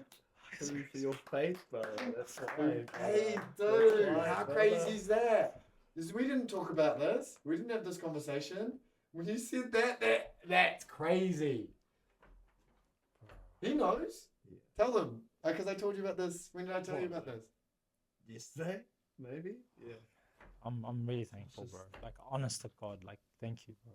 That actually means a lot to me. Yeah. Well, it's Troy. Like that's part of the thing. It's in you know, like I said, there's a lot of stuff we can do, and Yeah, but yeah, absolutely. Troy's about Bro, I helping really appreciate that. humans improve their lives, and you are the role model. You're the exemplar. If there's anyone we want to invest in, it's someone like you. I want kids to see what you've been through and who you've been and how you've been about it, and I want them to see that with faith and perseverance, the rewards are there. They will be there, and they might come in the way you least expect, right? And if you retain your faith and you retain your perseverance, you know, because does the Troy business want to go and invest like this commercially if you don't retain the same energy and your poise throughout? Yeah. No, right? So it's not a gift. It's not charity. It's an investment. Yeah. You know. I'm gonna rip your brand well, bro. Straight up. Fucking A. I know you. Straight up, bro. Yeah. But I just think that's cool the way that's played out, right? That's crazy, bro. I really appreciate that a lot. I feel like deep down I knew it was gonna come somehow. Like Like that, that- not at all. did I you- thought I did- thought I was gonna get it through fighting. Yeah, I know. like through how having more 'cause fights. That's such a some people think that's a blow to my faith. Like I already convinced this is gonna happen, and I'm convinced because I got so close before that winning the King of the Ring, and then it doesn't happen. But your faith is unlocked. Bro, I'm in like Right. so much shock right now. I don't even know what to say. Somehow it's I still don't. I'm happening. just speechless right now, bro. I wanted a novelty check. We're gonna get it late. We're gonna get it late. You know, That's crazy. we're gonna get one of those fucking checks. Yeah, bro. So you can hang it up. That's what's always cool. You gotta hang that thing up. I will, bro. Yeah, That's- the People's Champ. The Bro. People's I'm Champ keeping this, Award. bro. I'm putting That's this. it. You I'm won putting King of this- the Ring, bro. You did it. I'm You putting this did in it, a bro. frame, bro. Straight up. The Two People's- two finals by split decision equals one real win. Yeah. I'm gonna frame this, man. Yeah, it's not 20. And you're good with like installments, eh? Bro, that's fine. Like man. 20 huck a week Oh, over like no, 6 years. Yeah, That's we'll fine. manage it the right way. Yeah. Oh, man. You're good. You take crypto or? Yeah, how's those stocks going, bro? I can tell you a good I've one. got about 60,000 Camrocket coins. Bro, it's coming back though. It's coming back. It's like 10k ancient value. But just to make it really clear, like that's cat. That's the People's Choice Award from Yeah. Troy. I think maybe we'll do it annual. You know, maybe we'll rectify wrong or we'll invest where it's needed. Yeah. But yeah, I mean, it's cool. It's cool. It's special. And I just love the way it played out. I can't believe it played out like that. Bro, it's like a whole movie, bro. It's It's crazy. like a whole movie, Yeah. man. Well, maybe that's a good moment. This is a good moment to say a little prayer. And unless is there anything else you wanted to cover off? Is there any things you wanted to say, or like a message? Maybe like a message for the people, for people out there that are trying to better their lives, for people that have maybe been through some shit and have felt lost or felt desolate or felt unloved or felt like they can't do it or are feeling pain or shame or guilt or any other negative emotion, or are just stuck and paralyzed with fear and all these things that the devil and the world puts on us. Is there anything you want to try and it doesn't have to be eloquent or freaking fancy or podcasty, like from the heart, from the man that's achieved the things that you've achieved. Bro, just like have hope. I reckon like just have hope, man. Like things do get better. Like I've been there, man. Like I've been there. It does get better if you ask for it, bro. Like you get what you ask for, you know. Like things will definitely get better. Like I really have been there. I've been through some crazy losses, man. Like, yeah. Cool. Hope. Yeah, man. Synonym for hope. Faith. Faith. Yeah. Yeah. Awesome, bro. Yeah. Synonym. Oh, like a word that's similar. Yeah, similar. Yeah. I was like, for some reason I thought like the action of. Oh my god, like using some extra word. Yeah. And I was like, what's the action of hope? Like taking action. I don't know. Anyway, that's my take action. No. Yeah, well, that's beautiful. Yeah. Do you want to lead a little Fred? Would you? I can have a step. Yeah, sure. Do you want me to? No, I want you to. I Okay, want you okay, to okay. if you're willing. Okay, see this. Dear Father, I thank you for everything that you blessed me with in our lives. Thank you for bringing us together and here for this discussion. Oh man, thank you for like the performance on Saturday night. Thank you for giving me all the strength that I asked for, and thank you for all the people around me that have supported me till now. I can't tell you how much I appreciate it, and I thank you for everything else in my life that's gone well. I'll continue to have faith in you, and I ask you that you look after all the people around me, and you take care of them in every single aspect. Yeah. Thank you for everything you give me. In your name I pray. Amen. Amen. Sorry, that was like butchered as. I was just kind of, I was That doing was this. good. On the spot, it was great. Yeah. No, thank you, bro. Thank you for, Nah, I for appreciate you. sharing so much. Thank you for sharing your Thanks faith. so much. Oh, yeah. Do it. Yes. Yeah. You gotta take your head off. Awesome. Hey, not a Yeah. bad little potty. Not a bad first Yeah, official that's pretty pod. cool. Sign up to Troy for the next After Hours episode.